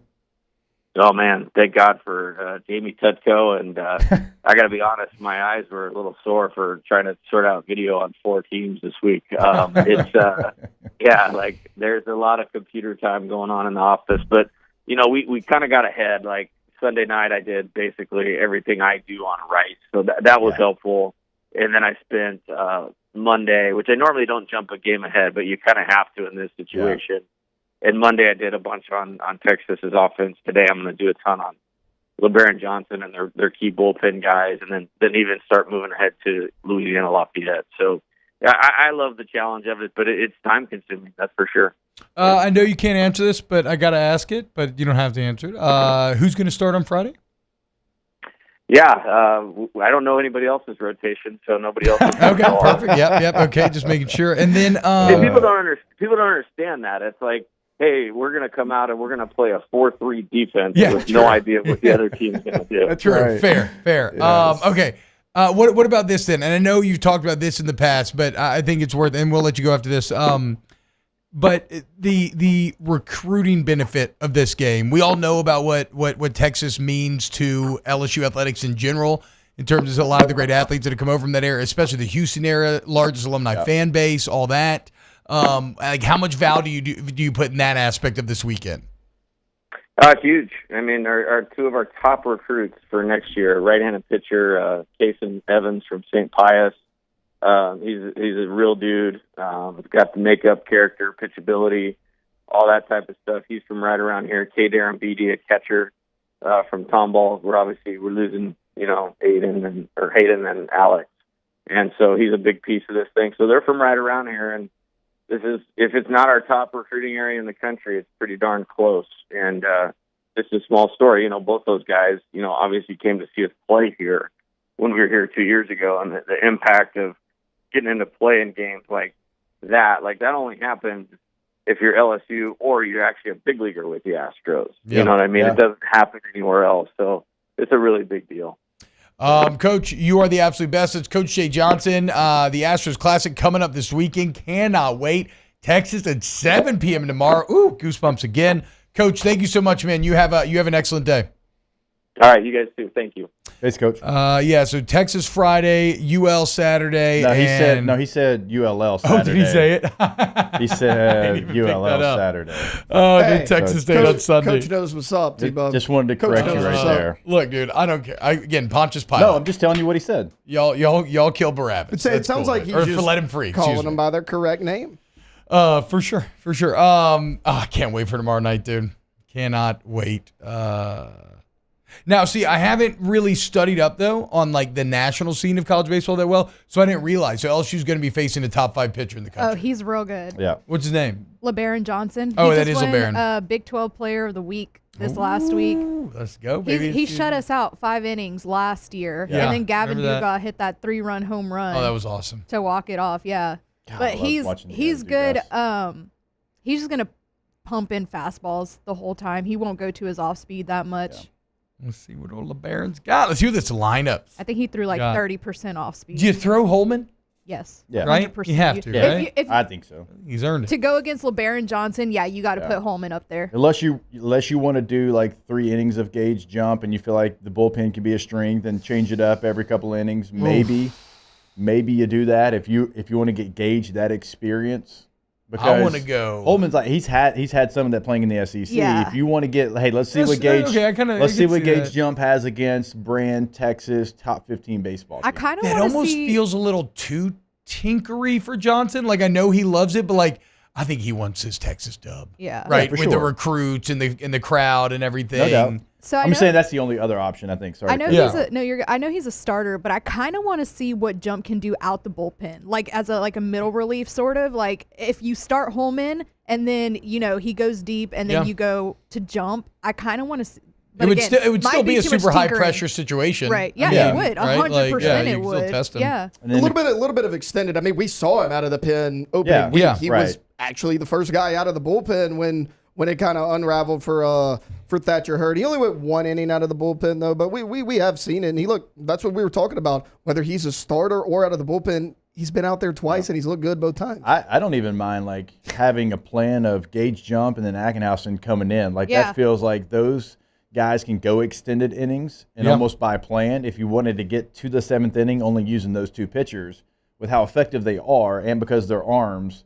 So Ackenhausen just feels like he can go. He's like Riley Cooper was. He can go out there every single day. He just throws and nothing affects him. Yeah. But it's also let's not lose sight of maybe the opportunity for Holman. Yeah. Who is the most proven that you have, who's been most consistent thus far. Yeah. And if he's indeed going to be the Friday night guy, this is an excellent chance to go and show that. Well, that's what I was going to say. The other day when we were talking about him, we were saying how he's been the most consistent this year. So if you want that, okay, he's going to go out there and he's going to get it done, I would get Holman out there.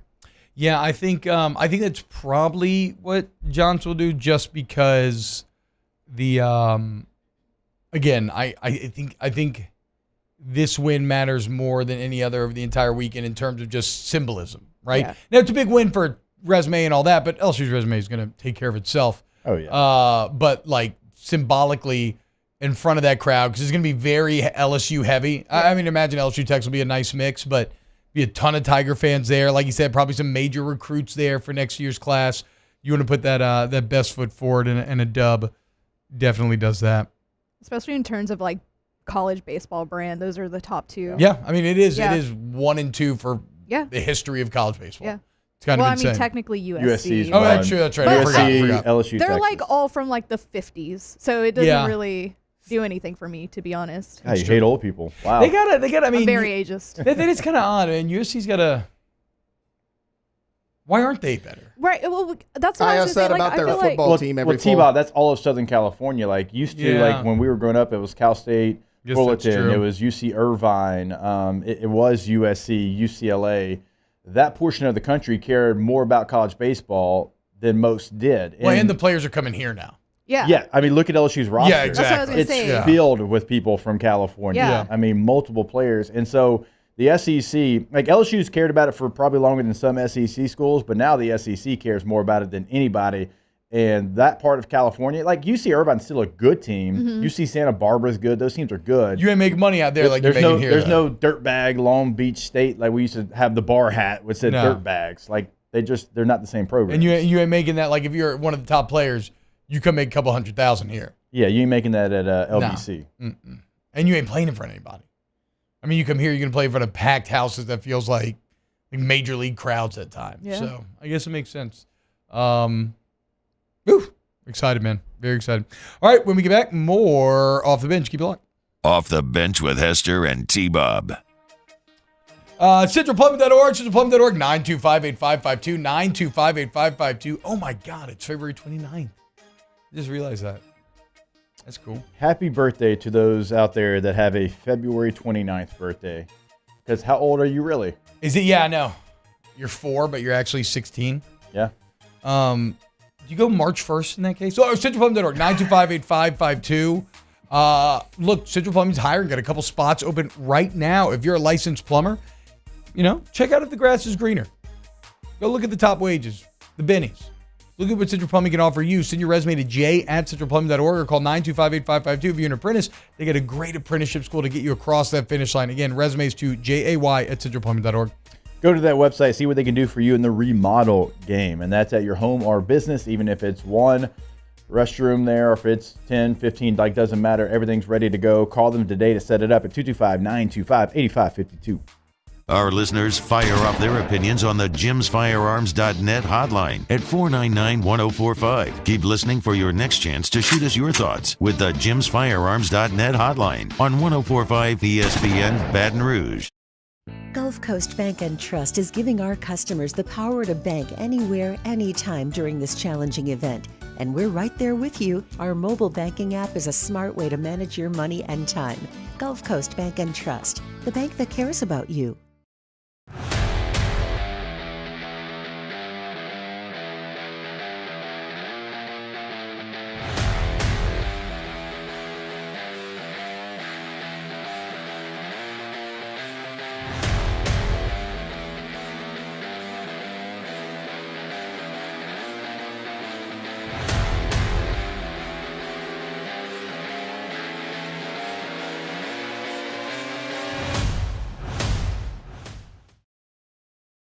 At Relief Windows, we're more than windows. We're windows, doors, hardy plank, and vinyl siding. But our number one product is always customer satisfaction. Visit us online at reliefwindows.com. Oh, by the way, we do shutters too. I've been doing business with Luba for 25 years.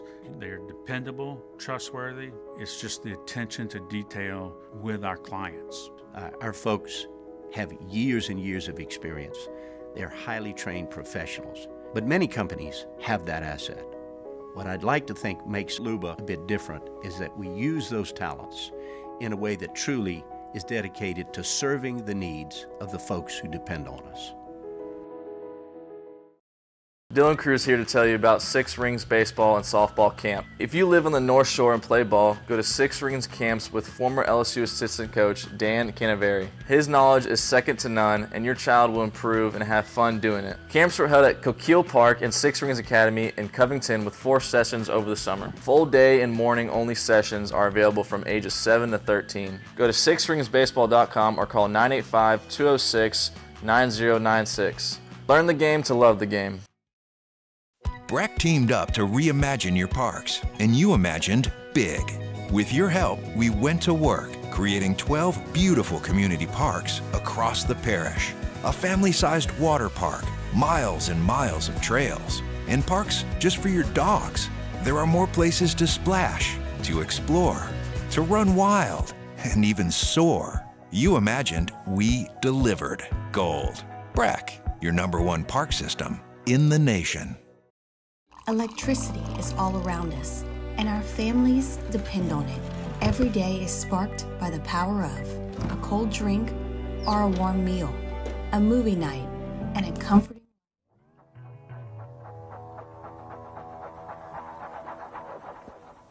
Hey, mama said the way you move gonna make you sweat, gonna make you groove. All-Star Toyota presents Off the Bench with Hester and T-Bob. ESPN Baton Rouge, New Orleans, Alexandria, and 1130 The Tiger.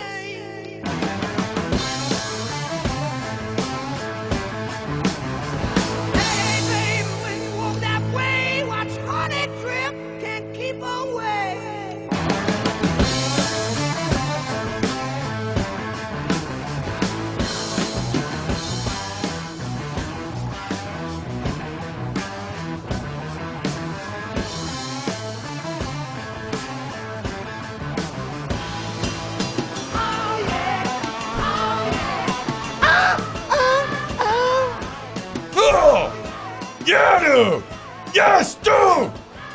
Suck it, Longhorns! Get fired up! Ooh. God, Led Zeppelin, let's freaking go, dude! Oh, God. I thought you were about to say, get something else up. Ooh, boy. Jake and I just had a heart attack. Oh, my God. You're next, Tennessee! T-Bob, I ain't doing this show alone. Let's be getting fired out here. Woo! It's almost that time. Almost SEC play, only a couple weeks away. What a nice little tease is going to be for tonight. Dude, so I don't want to read between the lines here, but that sounded like a very confident, actually very confident about Torina, certainly. Why not? But that sounded like a very confident Jay Johnson as well right now. You can tell our guy is loving him, the current makeup of the team, the current form of this team. And it sounds like mentally this team's ready to go. I don't know how he's going to make some of these decisions as he kind of shrinks the roster. Yeah. He's playing a lot of people right now. And obviously they're successful, and they've gotten off to a very hot start. There's some positions that I think we kind of know, but there's a lot of people still certainly out of the bullpen, but like even position players. Like a game last night where you have a lead, you want to see some more guys, get them involved in it, maybe make some decisions, but well, isn't it tough? It's a good problem to have, but isn't it tough as well because like a lot of these guys will continue to kick ass, and it may not actually be until SEC play when you see the wheat separated from the chaff, right? Like, because these players are all so good that this out of conference schedule, and maybe that's where a game like Texas and UL and some of the games this weekend end up meaning a little bit more. But this out of conference schedule, like you can look, like who was it? Was it Kling last year who basically dominated out of conference and then during conference play kind of fell off a little bit? Jared Jones as well. Yeah. Bear Jones. That's who I was actually thinking of more. He had some moments in conference play. The Kentucky series where he whispered sweet nothings to the pitcher as he hit a home run. Oh, yeah. He had that moment. But, there was some players, young players. And so we'll see how they fare. Like just watching him play, watching his skill set, he feels like somebody that's still going to transition because I agree. He's not trying to hit the ball at the ballpark. He's just trying to, put it on the ground, get on base, steal bases. And the way he plays second base, that doesn't matter who you're playing. Like, that travels. Right, yeah. Offensively is where you start because like Paxton Kling was never going to struggle in the field; it was at the plate. So, and Kling's been great this far, and it sounds like Jay thinks there's a lot more still that Kling can do. Like that, if he ever reaches his full potential, that you're going to be talking about one of the best baseball players in the entire country. Yeah. The Pelicans fall last night to the Pacers, 130-114. Pacers come out, put 40 up in the first quarter. Pelicans actually win the next three quarters, do a good job of fighting back, but fall short in the end. Look, Pacers are a damn good team. Halliburton's a monster. Pascal Siakam had a really good game. I'm not, if it sounds like maybe I'm being too easy on them, but I said it at the beginning of this little two-game show. I needed to get one of these two. Yeah. And they got the one, and so they dropped yesterday. Oh, also the plane troubles. I forgot to mention that yesterday. Somebody texted me, and I didn't bring it up on air. That's on me. But, apparently the Pelicans had insane plane issues where they're on the plane all night long. They end up getting into Indiana at like 7:30 a.m. or 6:30 a.m. And it's a back-to-back. You got to go play that night. Like, it's no surprise they came out in the first quarter and looked like they looked, right? So I'm not overly concerned. We'll just keep it moving there. Halliburton, like not many times does a trade really work out for both teams, but he gets traded from Sacramento. Sabonis goes over from Indiana to Sacramento, and it's worked out for both teams. Like both those players are all-stars, and they both kind of gave their teams what they need, and they're both like right there firmly in the playoffs as well. So yeah, he's a player that's actually a lot of fun to watch. I remember watching him at Iowa State, and he is a tough player. Like he's not going to blow you away with some of the things that he does, but he is going to share the basketball. I think he's first in the NBA in assists, and he is going to play some defense. Saw today on SportsCenter, he's got the most 10 assist games in the NBA right now as well. So he's been awesome. That's a good. So the point is, it is a really good basketball team. They are going to be like one of the top seeds in the East. You went on. You were underdogs. I think you were a 4-point dog going into the game. You did win the final 3 quarters. You fought like hell to try to get back in the game. The first quarter you were trying to play catch-up. I mean, you give up 40 points in the first quarter. You're trying to play catch-up the rest of the game. Now you get an opportunity back in the blender tomorrow to get revenge on the Pacers. Alondra, hit my music. Oh, no. You know what else I love, Jake? Turn it up. You see that? Zoom in, Taylor.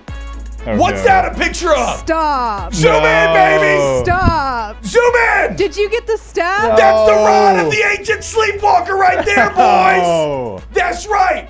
The purple staff. Last night, Black Fathom Deep's pug. Bam. That's mine. Let's go. That's mine now. Let's go. 3rd time's a charm.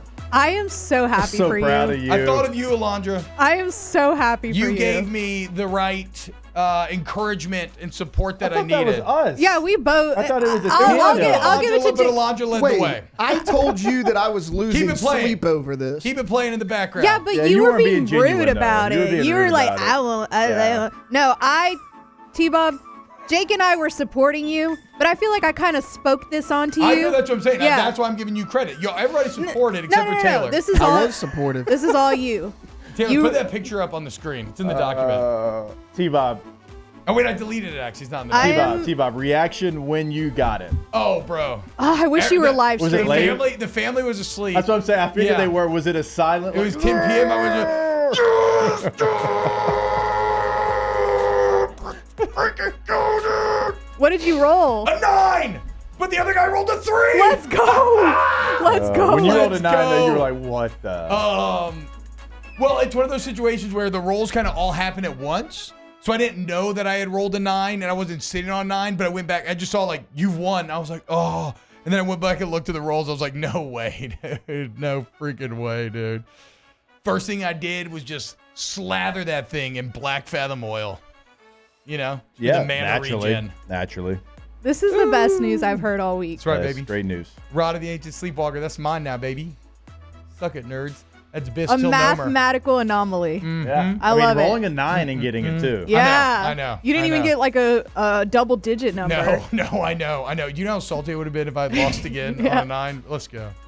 Very happy. That guy who rolled a 3 is a freaking loser. I agree. Yeah. Nerd. 3, really? I What a told him loser. so. I whispered him and said, you're an idiot. Yeah. No, not really. Didn't T-Bob roll like a 1 the other day? That or doesn't something? matter. Yeah. That doesn't matter. Okay, I rolled a What 1 matters and a is that 4. he rolled a 9. Yeah, And yeah. he won the staff. That's right, baby. Okay. We Good. don't think about the past here. That's right. We move forward. The Rod of the Ancient Sleepwalker is now mine.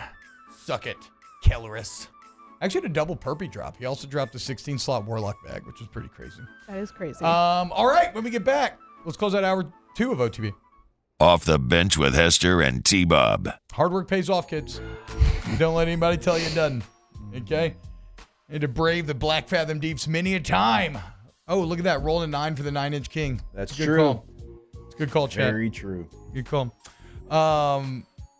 Trash Rangers.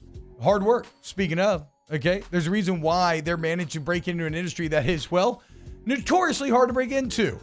And that's because their customers are treated the right way and they're local and there's relationships there and they go the extra mile. Look, if you're in Livingston Parish, you're in Ascension Parish, you're lucky because you have a choice. And you've probably seen your neighbors popping up with their red cans. You see the red trucks all over the road. That's Trash Rangers. Go to trashsignup.com and in just 3 minutes, you can see your pickup days, your amount of cans, prices, all of that. Also, they text you ahead of time so you'll never forget to put out the trash again, Trash Rangers. Yeah, no hidden fees. reliable weekly service. They're going to be there when they say they're going to be there. They're going to remind you when they're coming as well, like T-Bob mentioned. TrashRangersLLC.com. In times of need, get a full list of phone numbers, websites, and other important emergency information on the Demco Stormwatch page at 1045ESPN.com. Elevate brand visibility, ignite customer engagement with the power of radio and digital advertising combined. Guarantee Digital Media brings the two together as a trusted media partner in Louisiana for nearly a century. Claim your free digital audit at guaranteemedia.com. Gulf Coast Bank and Trust is giving our customers the power to bank anywhere, anytime during this challenging event. And we're right there with you. Our mobile banking app is a smart way to manage your money and time. Gulf Coast Bank and Trust, the bank that cares about you. There it is, the extra mile, on the border of expected and extraordinary, for those willing to go further, like vans customized for work or play, with safety and tech to keep you connected, supported by a 5-star sales, service, and finance team, and backed by the 1-star you know. So go the extra mile. It's never crowded, because so few have what it takes to go there. Mercedes-Benz Vans. Hey, it's Matt Moscona. For years, you've heard me tell you about Insurance Network of Louisiana, helping you find better coverage for less money. But it's not just for your home and auto. They also offer commercial properties. So, retail stores, professional offices like doctors, dentists, attorneys, clothing boutiques. Insurance Network of Louisiana can find you better coverage for less money. They service the entire state of Louisiana, and they're local. So call today at 293-0450 or lainsurance.net. Yo, Jake here from my friends over at Community Steel Company located in Gonzales, Louisiana. The local place you can turn to for all of your metal building needs. Notice I said local, not Houston, not Dallas, not Atlanta, but right here in Gonzales. Visit them at their brand new state-of-the-art website at communitysteelco.com or pick up the phone and give them a call today to answer all of your questions on your metal buildings, roofing and sheet metal, and any other steel needs you or your business need at 225-647-2020. Jerry and Benny Payne began Central Plumbing Company out of their driveway in Tanglewood subdivision. 50 years later and 4 generations down the road, we continue to serve Baton Rouge and the surrounding areas for all of their plumbing needs. Residential, commercial, industrial, or hospitality, Central Plumbing is here 24/7, 365. We want to thank our customers, family, and friends for 50 years of success. And looking forward to 50 more. I've been doing business with Luba for 25 years. They're dependable, trustworthy. It's just the attention to detail with our clients. Our folks have years and years of experience. They're highly trained professionals, but many companies have that asset. What I'd like to think makes Luba a bit different is that we use those talents.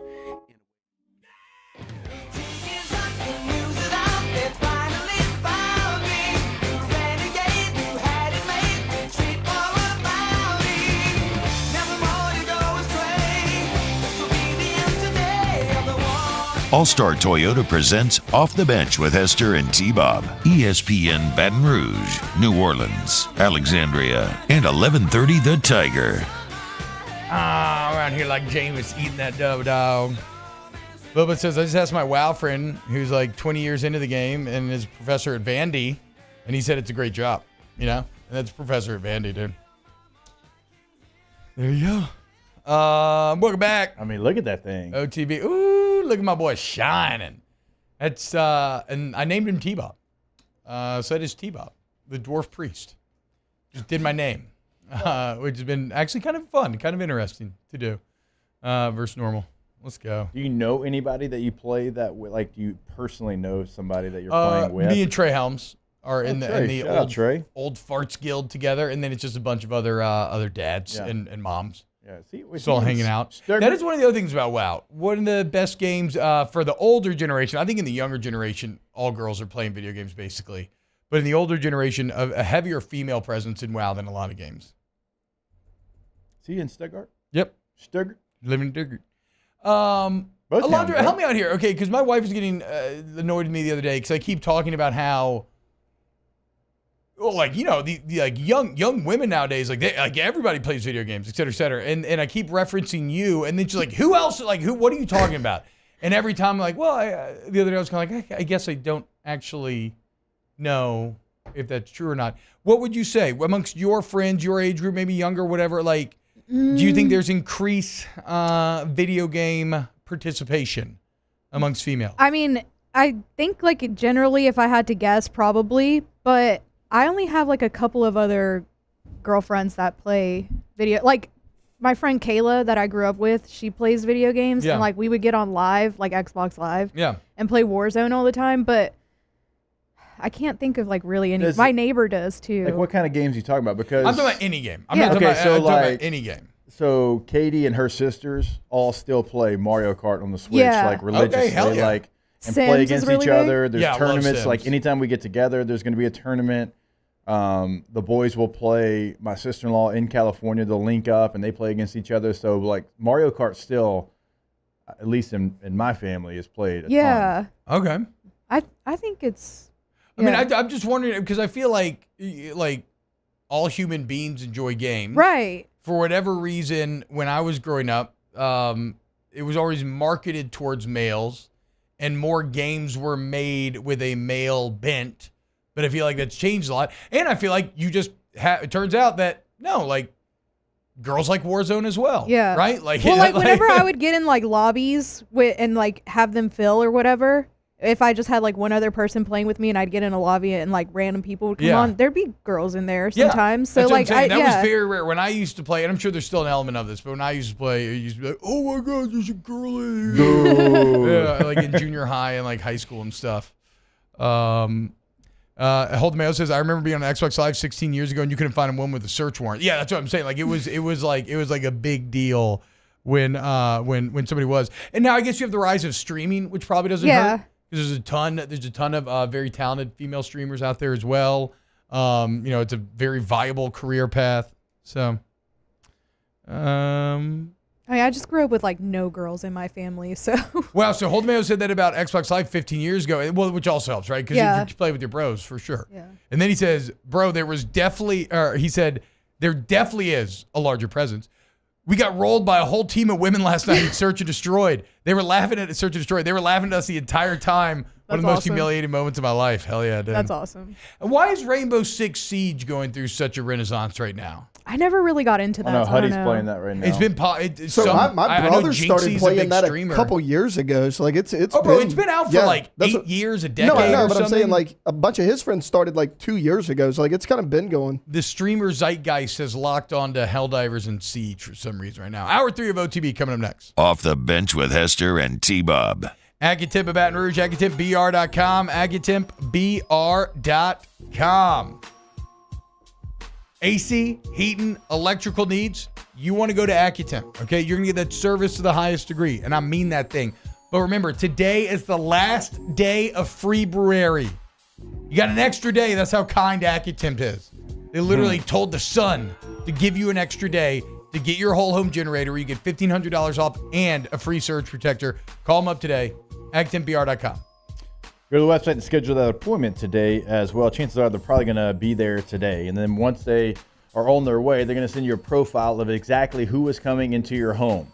And they're going to tell you a little bit about that person, tell you how long they've been doing it, and it's going to be an expert in the game because that's all that they have over at AccuTemp. And you can see that by the ratings online. The internet hates everything, but they love AccuTemp. Go to that website today, AccuTempBR.com.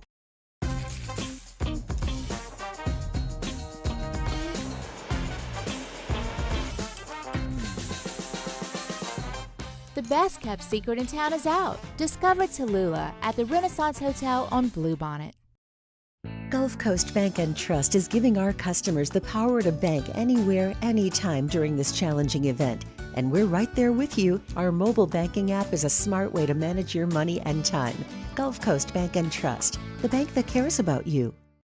It was a humid day, barefoot children play, looking for that summer shade. Time just slips away. Oh, Louisiana, some kind of hold on me. Like like cypress stumps. Your roots are planted deep inside of me.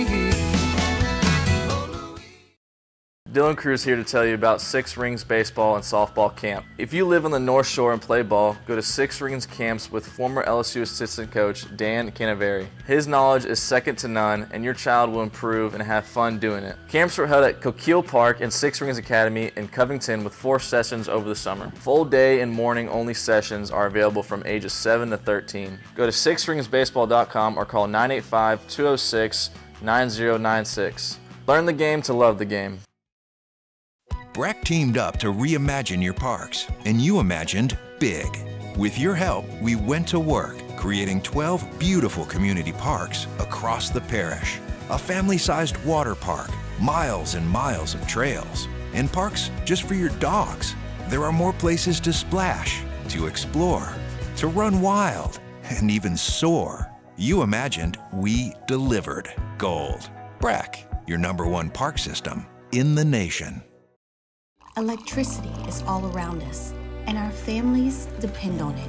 Every day is sparked by the power of a cold drink or a warm meal, a movie night, and a comforting light at the end of a dark hallway. From sunrise to sunset, playtime to bedtime, our team is ready to take care of your electrical needs, even in the case of an after-hours emergency. The light in your life shines brighter with Mr. Electric.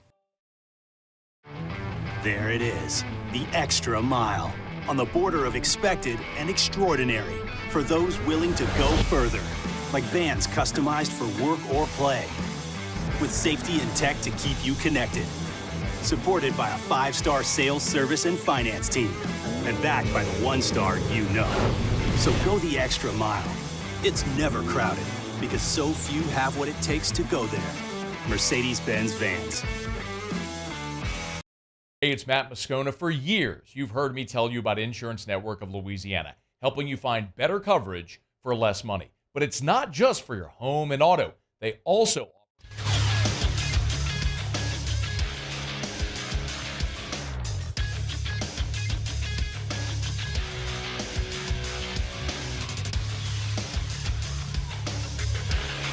Good morning. It's 9 a.m. here on Thursday, February 29th. Today in Baton Rouge, expect cloudy skies with a high of 61. In hour 3 of today's show, we'll talk some college football topics and a little bit of NFL. Also, we'll be joined by LSU executive chef Michael Johnson for our weekly Munchies segment. If you missed hours 1 or 2 of the show, you can catch them in the on-demand section at 1045ESPN.com. You can also follow us on Twitter or Instagram at OTB_ESPN and watch us on YouTube at the 1045 ESPN channel.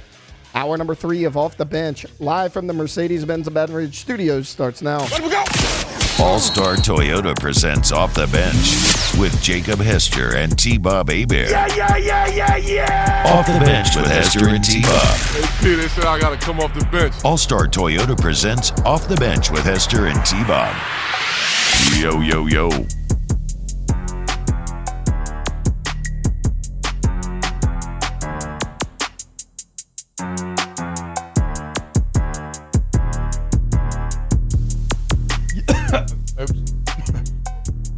I think we got to get that music right there changed. You know, I can change it. That's what I'm saying. Yeah. Like for the vibe of the show, Yeah. like now that we kind of go for, I feel like it's not bad. There's nothing It's not better bad. than that. We don't.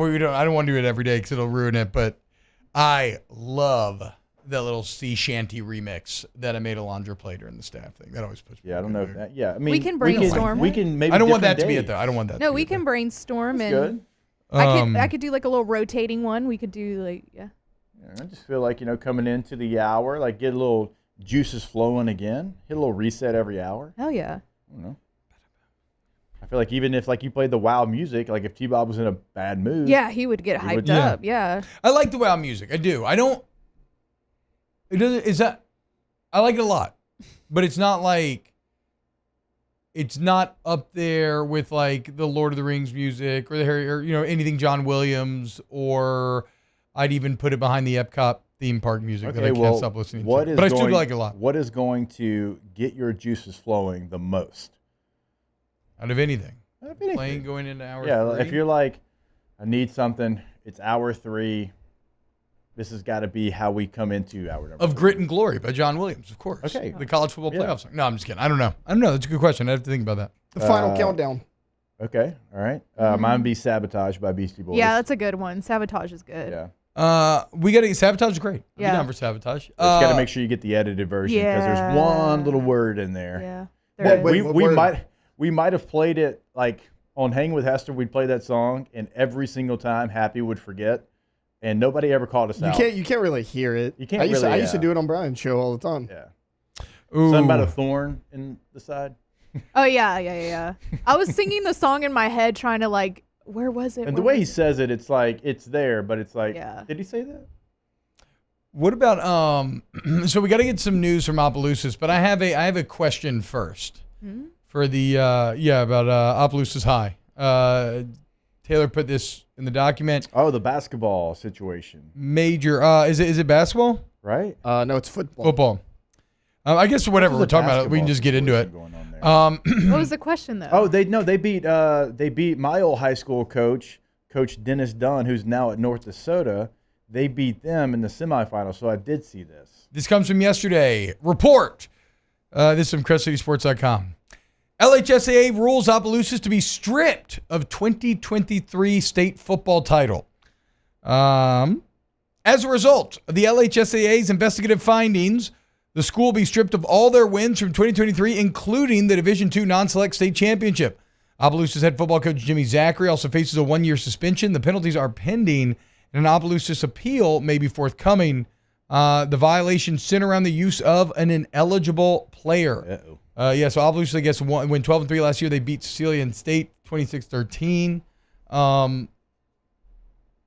It's a huge bummer. If you're a member of that team.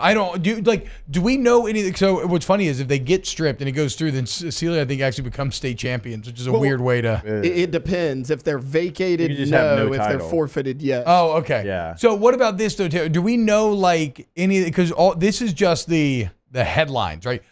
Do we know the context here? And if you're in chat, because you might know, let us know, like, does the general public seem to agree with this ruling? Do we know the extent of the alleged cheating? It just came out yesterday, so they're still doing a little bit of digging. I mean, it kind of sounds pretty cut and dry, though. I mean, the kid was either eligible or he wasn't.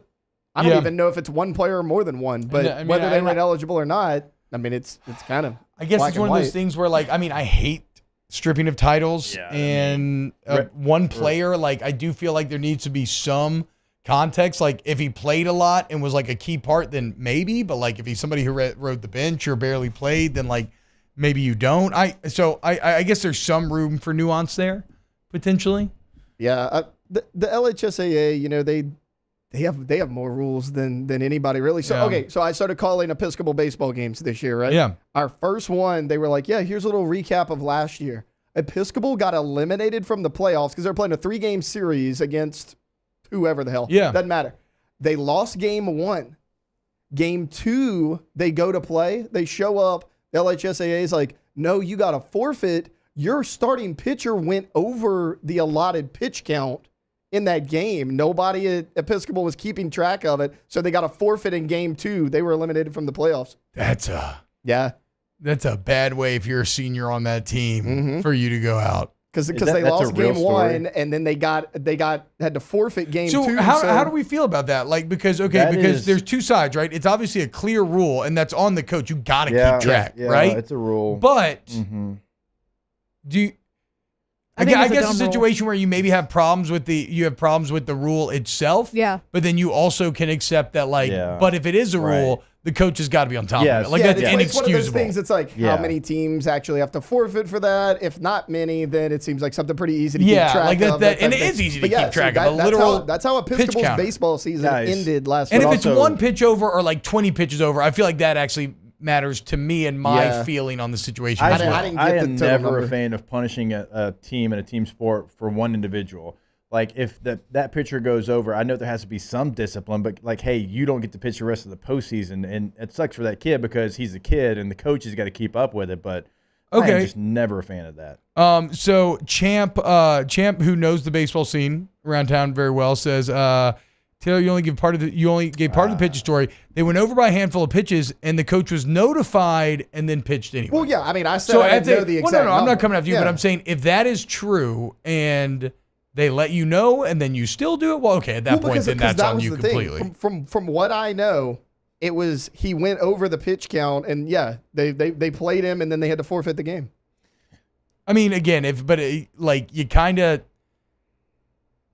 If they give you a warning and you say then there's no, I mean then that's completely on you. If they did indeed notify you, but still, but like there can be coexisting truths where that can be on you, and I feel really bad for the seniors on that team. Mm-hmm. Like that's just a horrible way for your baseball career to end. Reggie Bush won the Heisman. I mean he doesn't have it, but he still won the Heisman. Yeah. So a lot of times, even if you take a title away from somebody. And you know what's crazy, dude? The NCAA is too freaking prideful to give that back to Bush. You have a quarterback in the SEC that has a private jet deal now, and Reggie Bush can't get his Heisman back. Jackson Dart's going to Tulum, and Reggie Bush is just out here trying to provide his family with a home. I got to tell you, they would have had to have sent a SWAT team to my house for me to give that back. I would not have given that Heisman Trophy back. I'd have been like, it is in my house. If you want it, come get it. He can't even go to the ceremony. Like, you have all these people that are there. Like, he's not recognized, T. They won't let him in the Heisman house? He's not. He's not recognized as a Heisman winner anymore. Yeah, he's not allowed at the ceremony. If I was Nissan, I would force Reggie Bush into the Heisman house. Even though I'm sure they have a deal with the Heisman Trophy where they're not allowed to, but that is the stupidest GD thing I've ever heard in my life. The Heisman Trust they have a lot of rules. Like when you're a voter, like they send you like a list of things like you can't talk about, you can't broadcast out there until the vote is over, until it's tallied up, and just some different things that you have to follow, or they'll take your vote away. Champ says, hard pitch counts in high school baseball. It's clear and there's zero gray area. One pitch or 20 pitches, it's automatically a DQ. Everyone knows it. What's that number, Champ? Coaches cheated all the time. Yeah, in the playoffs, the other coaches just call it out. Yeah, that makes sense. I mean, if that's true. If I'm a high school coach and I'm serious, I'm going to have a guy on my staff counting the opponent's pitches. Yep. And I'm going to be watching that because a dub's a dub. And if you're going to screw up and do that, I'm like, unfortunately, I hate to be that guy, but I'm going to do that. I mean, it's part of the game, right? Yeah, and I agree. Yeah, the other team got to advance. And so our pitch counts, like, are they necessary in high school? This is not rhetorical. This is me asking because we know travel ball, and I know there's travel ball rules as far as you go in a tournament, like also kind of same situation. You can only pitch a certain amount, but you're talking about there's teams that play baseball games year-round. So, like, what's that pitch total in travel baseball? Well, also, it's just crazy. I mean, you got to do it because of, like just these kids who can't wear out their arms. But I sent that Nolan Ryan fun fact thread in the group text the other day. If a pitcher, I'll just give them to you here. If a pitcher struck out 250 batters for 22 straight years, Nolan Ryan would still have more Ks. 250 for 22 years. Nolan Ryan once threw a 13-inning, 235-pitch game. Yep. And then 3 days later threw 6 shutout innings against the Yankees. That's why I don't believe in pitch counts. Agreed. Okay. Hold on now, guys. We cannot take the biggest human outlier of all time. Be like, why can't everybody be like Nolan Ryan? I think there's more people that you could take from his time, though, that wouldn't be him, but they would be a version of what he is. And Randy Johnson. I don't Ben know. McDonald. I mean, he used to throw a ton of pitches. And maybe he would be the perfect person to ask this question to, but I know there's a lot of people that are Ben McDonald's age that are like, okay, because you're codifying like how many times they can throw, their body never builds up to it. They don't push their body to a certain point, and that's the reason they can't throw like we used to throw the innings that we used to throw, because you're so worried about it, you never push the body to be able to handle that amount of innings. Go ahead. I was going to say 839 pitches strikeouts separate him and second place, who's Randy Johnson. And Randy played for a long time. A very long time. If you take away, so Nolan Ryan has the MLB record. He has 215 games with at least 10 Ks. If you take all of those games away, he still has 3,167 Ks. And then how about this? Nolan Ryan tore his UCL in his last game, so it finally gave out. I love this one. He threw one last pitch to see if he could stay in. It came in at 98 miles an hour. That's ridiculous. Unreal, dude. What a legend. Got a mean right hook, too. Seven players. Put that man in a headlock. 7 players who have been struck out by Nolan Ryan had sons who would grow up to also get struck out by Nolan Ryan. He's from the Valley. That's that Valley. That's a. He's from Squarestone? Yeah, he's from Squarestone, Texas, yeah. That's a Round Rock joke. How many games, how many complete games did the leader in complete games throw last year in Major League Baseball? 4? I'll go 6. I'll go a little higher. Okay. I'm going to say like 3. 3. Yeah. Jordan Lyles threw 3 complete games. Okay, that does Those are very rare. That does feel like we again, maybe gone a step too now- far. Led Major League Baseball. Because now we've got these pitch counts, so people aren't throwing complete games because you're like, oh, I got this pitch count, I got to follow. Like, no, come on. Throw the ball. I think the rule, though, I'm out of my depth. I'm out of my depth debating it, I was to be looking fair. up. I was looking up the high school pitch count rules in Louisiana. It says 125 is the max. Yeah, Champ pitches said allowed. 125 pitches max in 7 days. Oh, that's a lot. Dude. Oh, That is a lot. in 7 days. So he says though, not in 31 one to game. 50 pitches, okay. 1 day rest. 51 to 75, 2 days rest. 75 plus 3 days rest, according to Champ. Okay, there we go. And yeah, I actually hesitate to say this, but I trust Champ in this regard. This one tiny silo of information. Yeah, don't get carried away. No. In this one tiny silo of information, I do. Yeah. I would consider him in the know. Fun fact: he's never pitched. Nolan Ryan has never pitched a perfect game.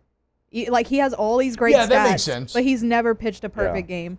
I mean, that makes sense just because, like, a perfect game's as much of.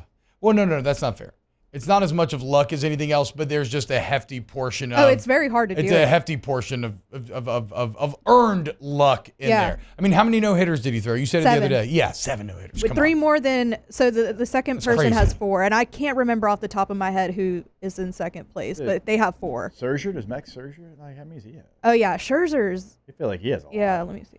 Jeff G says Nolan Ryan wasn't playing no travel ball at 8 years old either. Yeah, maybe. Hey, we're already getting the steps moving forward for Dallas, for me, you, Aaron, Doring, Dari, Childers, Neuheisel to find a field for redemption for Christopher Paul Doring. We should get in the batter's box a little bit and just go out there and like flex on him. Scherzer has 2 no-hitters, 3 Cy Youngs. We might have to go to Frisco. We might have to go to the minor league park. I'm down. But we're just like we did last year in Nashville. But Doring complained about the bat size, so I'm getting Marucci to make us a bat big enough for someone who is 6'4", just for because wood metal doesn't matter. That's We're just trying to make excuses. I contact. can't hit for crap. I And can't even I either, was and out I there did, making yeah. contact. Childers did. I love the show pony. Yeah. No one would ever look at Chris Childers and be like, he's going to hit 90. It ain't the bat 90, Doring. Was it 93? Yeah, it ain't the bat Doring. Try again, bro. He's the only one that didn't touch He's got a show baseball. muscles, you know? He's like a bodybuilder. Yeah. He's lost all functional. That's why he took his shirt off after he embarrassed himself. Yeah. He's like, at least I have this. Made sure to have that happen. Yeah. What? Sandy Koufax. Nolan is Ryan second never with won 4. a Cy Young? Never won a Cy Young, but neither did Cy Young. So Wait, I think what it's are okay. we talking about? It's like Drew Brees never Named winning an after him. MVP. That's the joke. Yeah, Thank it you is for like explaining it is. I'm laughing at these two now. But yeah, Drew Brees never win MVP. But Nolan Ryan not winning Cy Young feels No, it's like atrocious. Yeah. like that boggles the mind. Max Scherzer has 3 Cy Youngs, 2 no-hitters. Oh, 2. Damn. But he has 2 World Series wins too. He has one with the Nationals and one with the Rangers. But Oh, God, he did get one with the Rangers. Yeah. Because he joined them late. Yeah. All right, we got Chef Michael Johnson from Munchies coming up next. Keep it locked right here on Off the Bench. Off the Bench with Hester and T-Bob. ESPN Baton Rouge, New Orleans, Alexandria, and 1130 The Tiger. Tommy's Windows, Doors, and Siding. GEAUX, Tommys.com. And that's TOMMYS. Check it out, man. Tommy's does both vinyl and wood windows. They can also do your vinyl siding or your hardy plank. They install all types of doors. And look, it's tax return season, y'all, and you already know what that means. If you get a nice little chunk of change, why not reinvest it into your greatest asset, your home? And like I tell you every damn day, okay, make Tommy's one of the bids. It's all I'm asking here, okay? Just let them in the process and let them prove to you why they are your answer for windows, doors, and siding. I've actually got Tommy coming out to the house this week. Let's go. Because whoever installed these doors in the front of our home, it must have been amateur hour. When it rains, it leaks. It's ruined the floor right there. So we're going to have Tommy come out. He's going to fix the issue. So, I mean, if you need brand new doors, windows, everything, but he can also repair as well, get you set up like he's going to do for us, go Tommys.com. That's GEAUX, Tommys.com. Our listeners fire off their opinions on the jimsfirearms.net hotline at 499-1045. Keep listening for your next chance to shoot us your thoughts with the jimsfirearms.net hotline on 1045 ESPN Baton Rouge.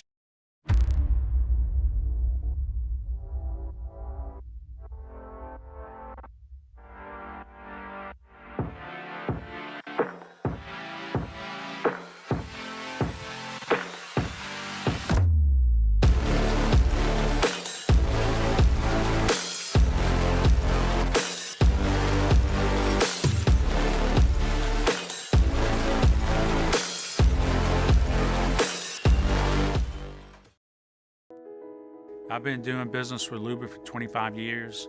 They're dependable, trustworthy. It's just the attention to detail with our clients. Our folks have years and years of experience. They're highly trained professionals, but many companies have that asset. What I'd like to think makes Luba a bit different is that we use those talents in a way that truly is dedicated to serving the needs of the folks who depend on us. Dylan Cruz here to tell you about Six Rings Baseball and Softball Camp. If you live on the North Shore and play ball, go to Six Rings Camps with former LSU assistant coach Dan Canaveri. His knowledge is second to none, and your child will improve and have fun doing it. Camps were held at Coquille Park and Six Rings Academy in Covington with 4 sessions over the summer. Full day and morning only sessions are available from ages 7 to 13. Go to sixringsbaseball.com or call 985-206-9096. Learn the game to love the game. Breck teamed up to reimagine your parks, and you imagined big. With your help, we went to work, creating 12 beautiful community parks across the parish. A family-sized water park, miles and miles of trails, and parks just for your dogs. There are more places to splash, to explore, to run wild, and even soar. You imagined, we delivered. Gold. Breck, your #1 park system in the nation. Electricity is all around us, and our families depend on it. Every day is sparked by the power of a cold drink or a warm meal, a movie night, and a comforting light at the end of a dark hallway. From sunrise to sunset, playtime to bedtime, our team is ready to take care of your electrical needs.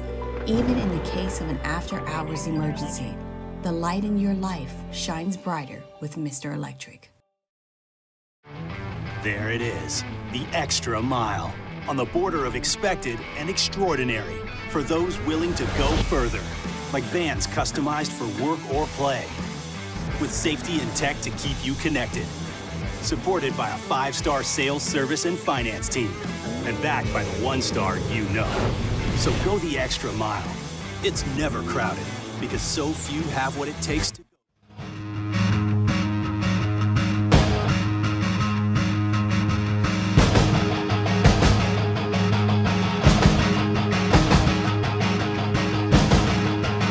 All-Star Toyota presents Off the Bench with Hester and T-Bob. ESPN Baton Rouge, New Orleans, Alexandria, and 1130 The Tiger.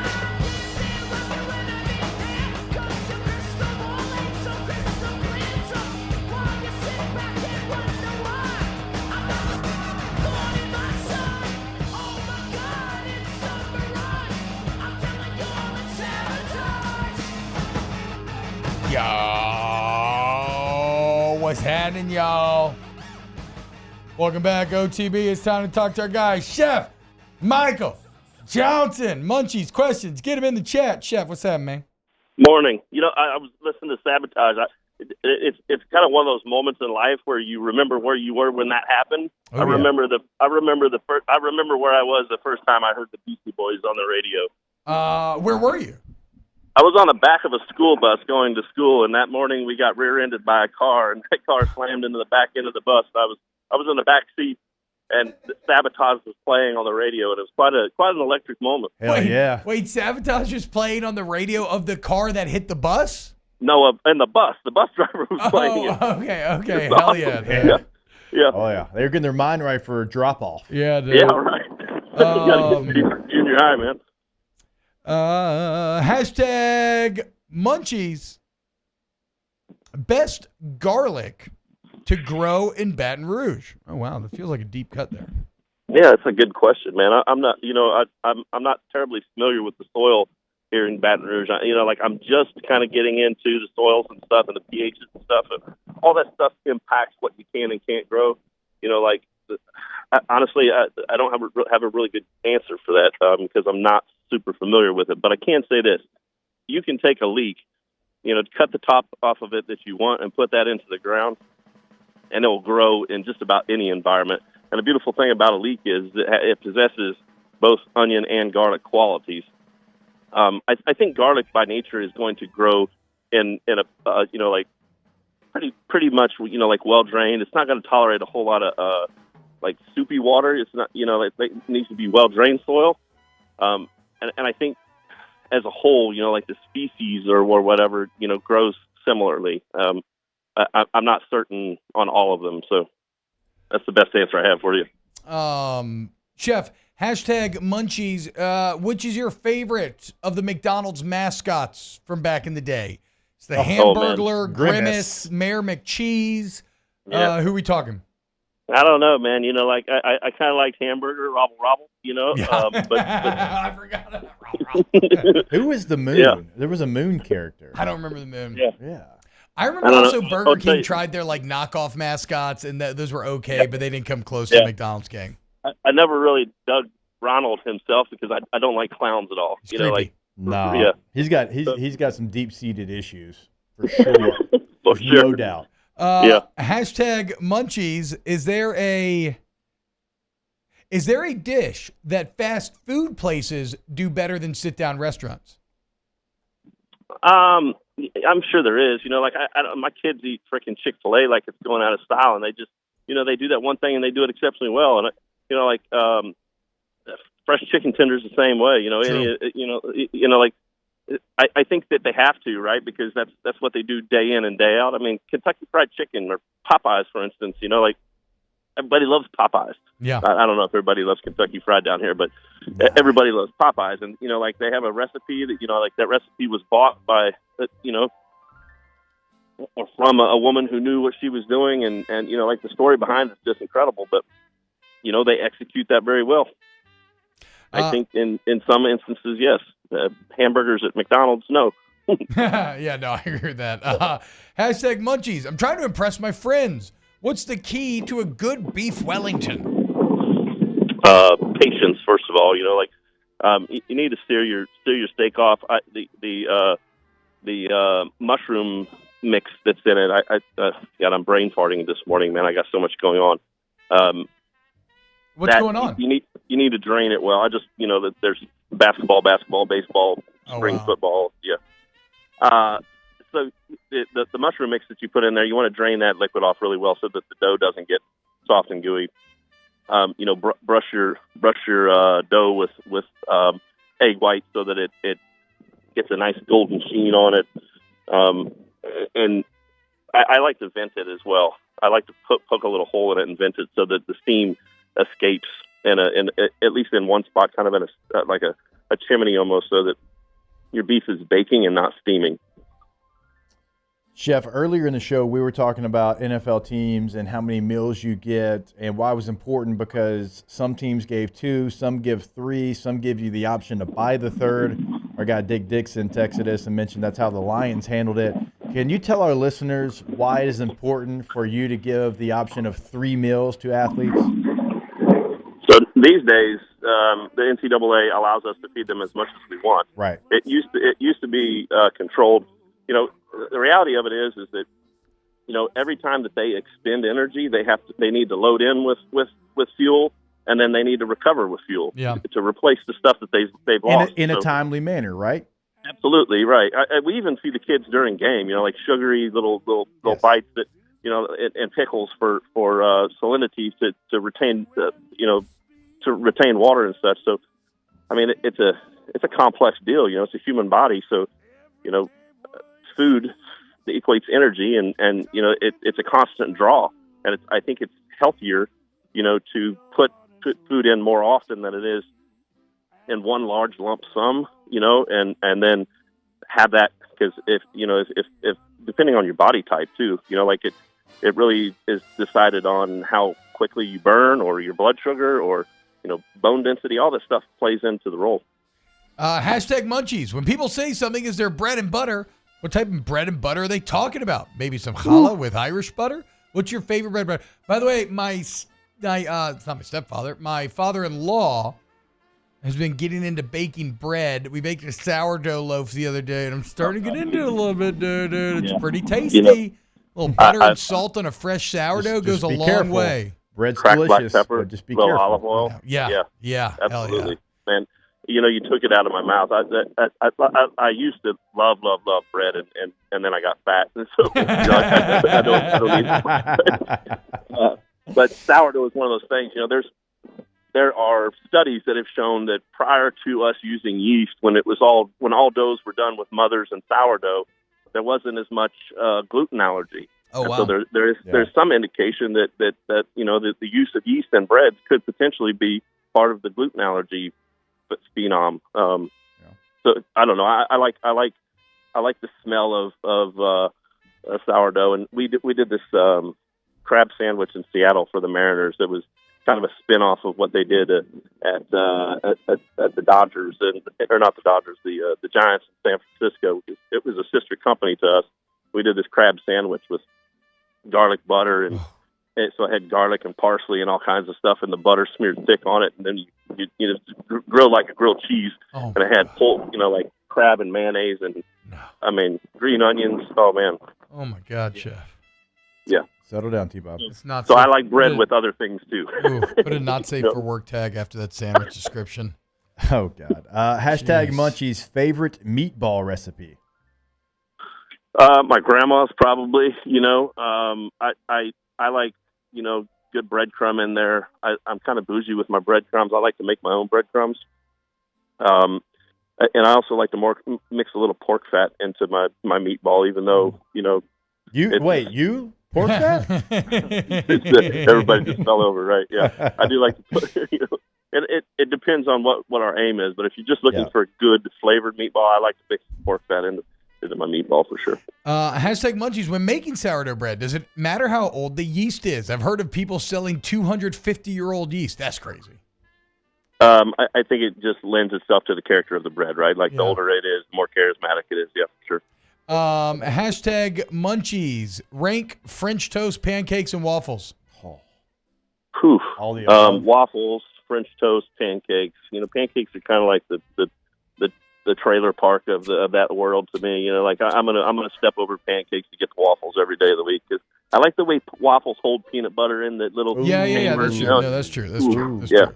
I do love an individually buttered square. Very fat, but very tasty. Absolutely. Yeah, a little pot of warm butter in there, and then, French toast is versatile as well. Like you can have a lot of different versions. Now you can screw it up too, but you can also you can a French toast can up the ante for any bread. Like if you want the best, I like challah the best, but you can use any bread and make it immediately tasty with French toast. Like I like old bread, whatever. French toast. I don't like that soft gooey stuff. You know what I mean?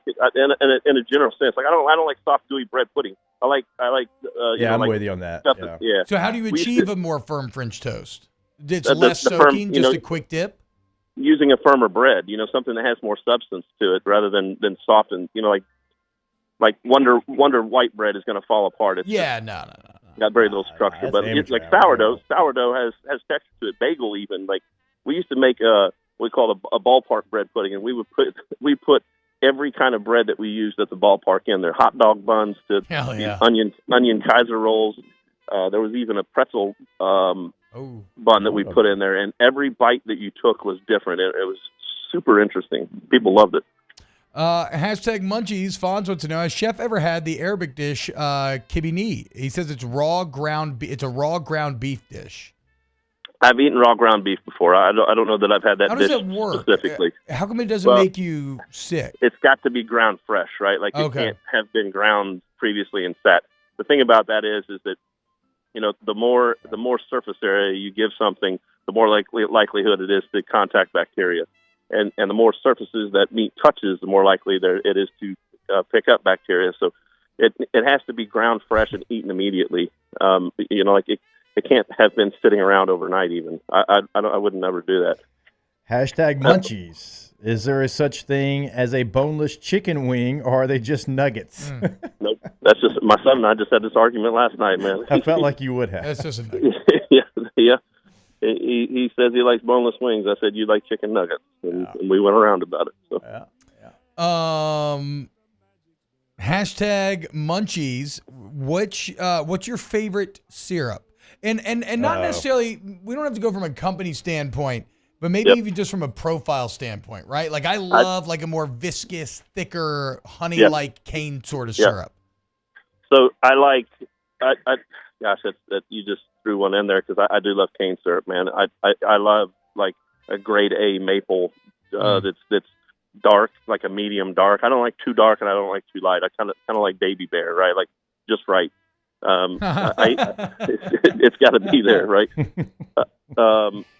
You know, I'll even eat sorghum syrup. We use a lot of agave syrup here. Sorghum is made from it's a syrup that's made from sorghum. It's a different type of grain, but it's kind of like dark and flavorful like molasses is.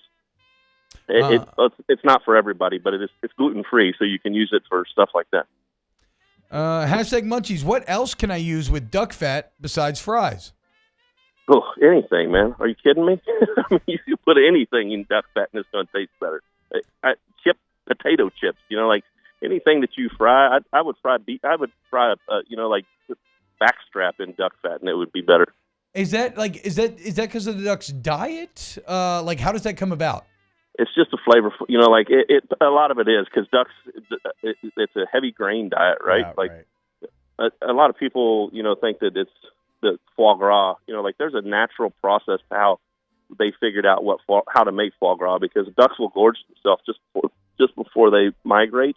And so, you know, somebody figured out to force feed them, but you don't have to force feed them. You can actually use a Pavlovian way to ring a bell and get them to, every time the bell rings, the ducks go eat without even thinking twice about it. And it's all grain fed, right? Like if you've ever eaten a grain fed deer, you know, like a Missouri or Midwest deer that's high on grain, it tastes different from, you know, like a swamp bred deer or like a one on acorns. There is subtle differences in the flavor of the meat. Chef Michael Johnson, we love him. You love him every single week, every single Thursday. And as you know, there's about 1 million sports going on right now. Very busy. So we thank you so much for making some time with us, man. And you have a great day. Real quick, can I give a shout out to my boy Cullen? Of course, bro. Yeah, Cullen's down in the Sportsman Expo selling sausage today. He's actually in Louisiana, and I told him I'd give him a little shout out. He's down there. He's at Lamar Dixon? Yeah, he is. Yeah, move 1214 if y'all want to go check it out. Okay, 1214. What kind of sausage we talking? So it's Cajun. It's all Cajun made. He sells all kinds of sausages, man. And they're good, brother. He's got an internet market, and he also has he sells a lot at local markets as well. So yeah, shout out Chef Cullen too. He's always giving me good dirt on Chef Mike here to. He's got some dirt on me too. All your best, your best friend should have dirt on you. Absolutely. Otherwise, you're not good friends. Chef Michael Johnson, go see Chef Cullen Lamar Dixon. Take it easy, brother. Take care, folks. All right, when we get back, more OTB. Off the Bench with Hester and T-Bob. All-Star Toyota Baton Rouge, allstartoyotabatonrouge.com. Remember, the All-Star Toyota Service Center, you can go schedule on the website, or you can just walk in. But remember, all makes and models are welcome. Doesn't have to be from All-Star, doesn't have to be a Toyota. What they do have are some distinct advantages. Free professional estimate, excellent lines of communication throughout the process. They've got rental cars right there on site. They got the shuttle service. Or if it's like a day-long fix, but you got stuff to do, they'll drop you off. You can do your stuff, and they'll pick you up when it's done. They're going to text you throughout the process. You're going to make all the final decisions, okay? You're going to love working with All-Star. And then who knows? Maybe you do that, and then you're like, you know what? I kind of want to get my next vehicle from there. And I would say you should, because I did. So, go today. All-Star Toyota, Baton Rouge. Mention OTB, $100 towards that deductible. One of the great tools they have on the website, you can go to Model Research and you can check out all the different things that they have available. And one of the things we tell you about is so many different options over at All-Star. Go to the website, do that model research to find your vehicle, All-Star Toyota of Baton Rouge.com. In times of need, get a full list of phone numbers, websites, and other important emergency information on the Demco Stormwatch page at 1045ESPN.com. There it is, the extra mile, on the border of expected and extraordinary, for those willing to go further, like vans customized for work or play, with safety and tech to keep you connected, supported by a 5-star sales, service, and finance team, and backed by the 1-star you know. So go the extra mile. It's never crowded, because so few have what it takes to go there. Mercedes-Benz Vans. The Windsor Senior Living Community in Mandeville, Louisiana is a beautiful, vibrant apartment community geared towards seniors. They are nestled right in the heart of Mandeville, where seniors live a more carefree lifestyle in spacious apartments with the peace of mind that comes from having a little extra help. Call the Windsor at 985-624-8040 to schedule a lunch and tour. Come see how the Windsor can be your passport to peace of mind. Jerry and Benny Payne began Central Plumbing Company out of their driveway in Tanglewood subdivision. 50 years later and 4 generations down the road, we continue to serve Baton Rouge and the surrounding areas for all of their plumbing needs. Residential, commercial, industrial, or hospitality, Central Plumbing is here 24/7, 365. We want to thank our customers, family, and friends for 50 years of success. And looking forward to 50 more. Hey, it's Matt Moscona. For years, you've heard me tell you about Insurance Network of Louisiana, helping you find better coverage for less money. But it's not just for your home and auto. They also offer commercial property. So, retail stores, professional offices like doctors, dentists, attorneys, clothing boutiques. Insurance Network of Louisiana can find you better coverage for less money. They service the entire state of Louisiana, and they're local. So call today at 293-0450 or lainsurance.net. Yo, Jake here from my friends over at Community Steel Company located in Gonzales, Louisiana. The local place you can turn to for all of your metal building needs. Notice I said local, not Houston, not Dallas, not Atlanta, but right here in Gonzales. Visit them at their brand new state-of-the-art website at communitysteelco.com or pick up the phone and give them a call today to answer all of your questions on your metal buildings, roofing and sheet metal, and any other steel needs you or your business need at 225-647-2020. I've been doing business with Luba for 25 years. They're dependable, trustworthy. It's just the attention to detail with our clients. Our folks have years and years of experience. They're highly trained professionals, but many companies have that asset. What I'd like to think makes Luba a bit different is that we use those talents in a way that truly is dedicated.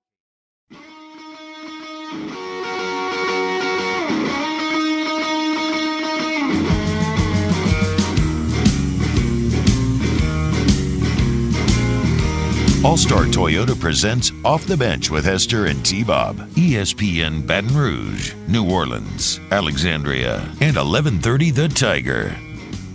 Paul Blart's pretty good. I've never seen Here Comes the Boom with Kevin James. No, and I'm not spending my time watching. I was just saying, great, but it's all right. If I was a fighter, I would just never lose. Like, it's kind of dumb. I just would not get hit. Well, exactly, Yeah. right? Like, I wouldn't let them take me down. if you get more money and win titles by not lose, like, why do they lose? Right. Like, I'd want the money. Come on, bro. Be smarter. I want to see Work T-Bob, smarter, not harder. T-Bob versus DC. Give me 2 weeks. All right. UFC 299. Oh, my God. That's going to be the main card. If I had 2 weeks, how long do you think I could last? I don't know. 30 It seconds? depends on who you're fighting. DC. Oh, not that you're long. not lasting 30 long. seconds? No. Can I get 30 seconds? I'll give you 30. You don't think I could run for 30 seconds or just ball up I'll like give you in 30. and just like cover up and ball up for 30 seconds? I'll give you 30 with DC. What? Yeah. Jake shaking his head. This was always the main argument. asking we for had. 30 Listen, seconds, bro. This was always the main argument we would have at Snack in the NFL on Saturday night after our meetings. Yeah. Because whatever big fight, UFC or boxing was on, They would order it for us, and we'd all sit in the team meal, and we'd watch it together. And every single time, these outside linebackers would watch Floyd or Oscar or Manny Pacquiao, Ricky Hatton, whoever it was. Oh, man, one punch and he's down. I'd knock him out. I'm like, no, you wouldn't, because he'd hit you 8 times before you picked up your hands. Yeah. I don't care that you've got him by 100 pounds. In that case, the only way I'm giving the football player a chance if it's a tight, confined space and it's not boxing.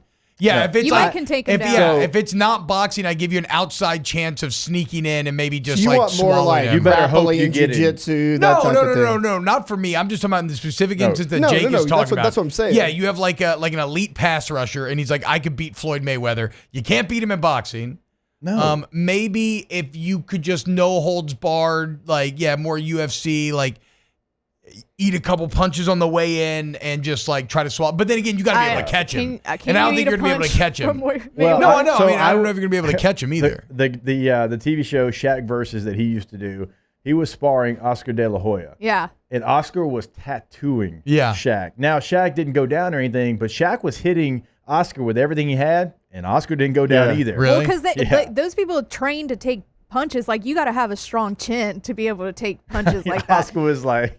Next week is a really big week for fight fans, and I'm so excited because on March 8th, Friday night, Francis Ngannou, who was in the MMA, well, I guess he kind of still is, he's going to fight Anthony Joshua. Oh, is It's a boxing match, like heavyweight. Yeah, he just did fought he Fury. beat Fury? He knocked him down. He knocked him down, but did he win the fight? No, he didn't, but a lot of people thought he did. Yeah, I mean, I'm a big Tyson Fury fan, but Ngannou gave him a run for his money that fight, and I kind of think he might have won it. Is Ngannou the one who had my balls are sweating? No, that was Daniel Lewis. Or Derek Lewis. Derek Lewis. Yeah. John Jordan beat Derek Lewis. Yeah, with that sick kick back in the day. So we got See, why didn't he just do that every time? Yeah. Just kidding. John, you heard Chill it. out. No, You heard it here Sean. first. Not true. I didn't. No, that's not me. That was Taylor. Not true. That was Taylor. It wasn't me. Check the tape. It was Taylor. Roll it back. Taylor was talking crap about Sean Jordan. UFC 299. MMR. You want to ignite your career? Look, man, maybe you're a student and you're looking for kind of some guidance. Maybe you're a seasoned pro. Maybe you're just starting out in your career. Either way, I want you to join MMR, or at least check it out, right? MMR is the largest privately owned electrical and instrumentation contractor in the entire nation, and right now they are seeking talented individuals to join the team. And for 3 decades, y'all, they've been headquartered right here in Baton Rouge, but they have offices all over the globe, right? So you will go on literal adventures while working with MMR. And you're talking about what do they offer? A tailored path for professional and personal development. They have outstanding benefits. They got a dynamic culture because they know you have to invest in the culture because they're not selling a product, they're selling a service, and the service is defined by the people, okay? So there's a variety of positions just for you. Build your future with MMR. Apply now at mmrgrp.com, mmrgrp.com. Fury was supposed to fight Usyk, but then he got hurt sparring. Bro. That was supposed to be this month. He always gets hurt. Fury Deontay Wilder 2 was one of the most intimidating performances I've ever seen in my entire life, but it feels like he hasn't reached those heights and never will ever again. If he would have fought Usyk, I think that would have been a good one. All right, when we get back, Ask the Bench coming up next. Off the Bench with Hester and T-Bob. Community Steel Company, communitysteelco.com. You need steel, you need community steel right there in Gonzales, Louisiana. Purlin, tubing, steel buildings, sheet metal. Any of it. It's right there. Direct from the wholesaler to their machines on site that you can see. Touch the product, feel the product, taste the product. Get to know the live human local sales team. You know me, I love licking metal. Yeah, but we shouldn't encourage others to do that, right? How much do you know about steel? I could lick 2 pieces of steel and tell you which one was locally manufactured. Guaranteed. I can lick a steel and give you the tensile strength of that piece of steel and tell you which is a superior product. And trust me when I say I've licked everything that Community Steel has to offer, and it tastes great, and it's a great product. CommunitySteelco.com. Where do we go from here? Lick your mic. No, I'm good. That's so disgusting. These mics smell awful. Yeah, CommunitySteelco.com. Our listeners fire off their opinions on the jimsfirearms.net hotline at 499-1045. Keep listening for your next chance to shoot us your thoughts with the jimsfirearms.net hotline on 1045 ESPN Baton Rouge. Gulf Coast Bank and Trust is giving our customers the power to bank anywhere, anytime during this challenging event. And we're right there with you. Our mobile banking app is a smart way to manage your money and time. Gulf Coast Bank and Trust, the bank that cares about you.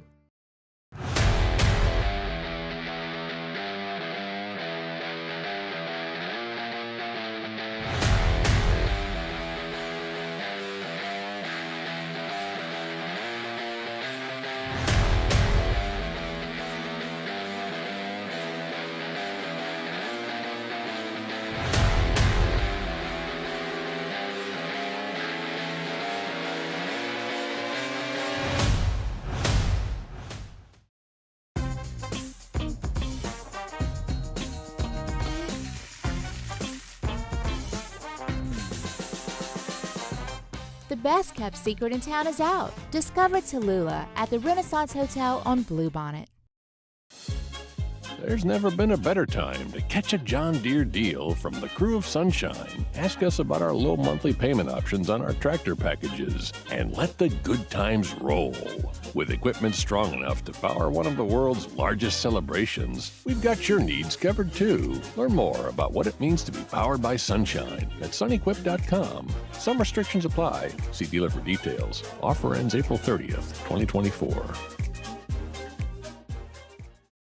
Dylan Cruz here to tell you about Six Rings Baseball and Softball Camp. If you live on the North Shore and play ball, go to Six Rings Camps with former LSU assistant coach Dan Canaveri. His knowledge is second to none, and your child will improve and have fun doing it. Camps were held at Coquille Park and Six Rings Academy in Covington with 4 sessions over the summer. Full day and morning only sessions are available from ages 7 to 13. Go to sixringsbaseball.com or call 985-206-9096. Learn the game to love the game.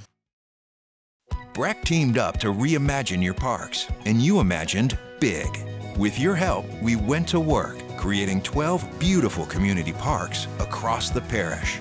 A family-sized water park, miles and miles of trails, and parks just for your dogs. There are more places to splash, to explore, to run wild, and even soar. You imagined, we delivered. Gold. Breck, your #1 park system in the nation. Electricity is all around us, and our families depend on it. Every day is sparked by the power of a cold drink or a warm meal, a movie night, and a comforting light at the end of a dark hallway. From sunrise to sunset, playtime to bedtime, our team is ready to take care of your electrical needs, even in the case of an after-hours.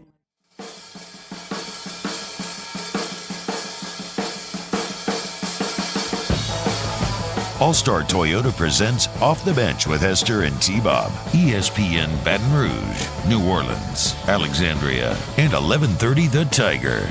Tad and y'all, welcome back. OTB, T-Bob, Jacob Alondra, Taylor wrapping up the show here. Real quick, RejuveMeMedical.com. Fight the untreated effects of aging, okay? Andropause, menopause, facial aging, mood and memory problems, insomnia, energy rolling out of bed, energy rolling into bed, confidence, all this sort of stuff. Weight gain, not getting the results you used to from workouts, okay? This is all compatible. Understand that. And hit up the experts over there at Rejuve Medical. Got locations in Baton Rouge, Metairie, Slidell, Shreveport now as well. Lonely, lonely, lonely, lonely, lonely time. You need to avoid a little lonely time? Get you some Rejuve. Get that confidence back, man. Male, female, don't matter. RejuveMeMedical.com. Restore me, refuel me. Rejuve me. Ask the Bench, right about Cold Curse Light, Visit Our Tilton, Blue Moon, Light Sky, Citrus Sweet. Shout out everybody hanging out in the Bayou Ford YouTube chat with us. Ask the Bench, have y'all ever had a concert sponsor call and say T-Bob can no longer do our read? Yeah, when I first started working here again, we had a couple of those. Did you? Yeah. Yeah. And then one sponsor on Whiskey and Wine did, which I'll give Matt credit. Oof. I got a little panicked, like, should I back things off? Like, should I, like, you know, like, is this too much? And to Matt's credit, he said, no, the show's the show. We're going to keep doing the show. Wait, that wasn't that long ago. No, that was like, I was like, that was last football season. I remember that. I got to hear that during the break. Yeah, I got to hear that one too. I will say, like, the people that advertise with us, They absolutely love T-Bob, and T-Bob's the main reason why they want to advertise. I think it's, I think now, see, I think that was part of the problem, though, is back in the day, it went from like Panamsky to Hunt to me, and those are different styles. Very. They went from who? Panamsky to Hunt to me. Oh, yeah. And so if you were advertising with them, then I don't know if I'm, chances are they're not talking about eating children or ritual child sacrifice. Yeah. Or licking steel. I mean, do people not understand jokes? Or planning CP on Taylor's device. These are all topics that have come up this week. That was a tough one. Yeah. Ask the bench. Have you all seen the viral thing where wives are asking husbands if they would punch him in the face for $1 billion? Would y'all do that? I would let my husband punch me in the face for $1 billion. Tell me to, but man, like I just punching my wife in the face as hard as I could. Well, did they say that. Did they say hard as I could? Or you? Let's say for $1 billion, you got to, guys. Okay, relax. I mean, it's got to hurt a little bit. You're not just gonna go like. No, it's definitely got to hurt a little bit, but full force. I don't. Yeah. I mean, if you want $1 billion, yes, it has to be. I mean, I'd still let him do it. I think my wife would too. Yeah, but I don't know. Victoria probably tell me to do it. Yeah, I think they would, but I think it's more of like, could you bring yourself to? Yes, for $1 billion. I know you would have to. But man, it's really hard to put yourself in that headspace. For $1 billion, my wife would tell me crow hop into it. Yeah. Yeah, and then her face is crazy. Oh, I don't like it. Yeah, she can hit me with a bat over the head for $1 million, Revenge? much less $1 billion. Ask the bench. Apparently, Tom Brady ran a faster 40 today than he did at the combine. Yep. Did you do the same or come even close? No, I don't think. And I didn't even run a fast time, and I don't think I get close. And I'm lighter and everything too. I think I would still run sub 5, but I don't think I'm running a 4.6. No. I'd probably run like a 6. Not close. Ask the bench. Now I kind of want to do like an OTB 40. We've been talking about doing an OTB combine forever. We should do an OTB combine. Me and Jordy did a race back there, bro. I'm definitely going to lose at all of it. When's the last time you opened it up full speed, though? Last time I opened it up full speed, I did last week. My body did not. Probably like November. I mean, I'll run, a jog, and I'll get up to like a run, like a hard run, but like a sprint. I how far? Like you mean like a 40 or just like in general? Just a 40. I'm talking in general though. As you get older, a flat out sprint. It's shocking in how hard it can actually feel. Last week, my dog loves to be chased, and I was running around in the backyard with him. So last week. We do the drill with my boys where one person gets at the end. It's like a 100-yard field, and they send the soccer ball like it's a through pass, and you got to sprint and go get the ball before it hits. That's fun. Yeah. Love it. And and you have a competition, so you see the ball, and you're trying to get there, and it's like you'll open it up more than you think you can. It's like last night. I did a class called Fit Beats, taught by Claire. Shout out my girl Ashley over there at Soak, where I'm a member, and it was me dancing with a ton of middle-aged white women. I'm talking like basically like the evolved version of jazzercise. Excellent workout though. Like you said, tricking yourself into conditioning. Yeah. I mean, like 45 minutes of straight conditioning, dude. dude. Super fun. Yeah. Super fun. Shout out Claire. Shout out Fit Beats. Can't recommend it enough. Okay, that's a great show, y'all. We'll see you tomorrow. More OTB. Off the bench with Hester and T-Bob. The importance of doing this fortified program and offering it to people down here is number one, the only real chance you're going to get to do this is when you put on a new roof or build new. And through companies like HUDCO, who's kind of leading the way in this thing, it's going to offer the customers a huge advantage in the insurance market and the price of their insurance. You know, we're not looking to make a fortune off fortifying. We're trying to give you a better product than our competitor at the moment. I'm trying to do something that he can. I'm trying to give you something better. So a lot of these insurance shops, you're getting a re-roof, you're only paying your deductible. Let's sit down and talk about the fortified and let's see what it does to your insurance premium. You're getting a steal. Yeah. You're getting a brand new roof and a fortified certificate for your deductible, essentially. And I think we're rocking and rolling.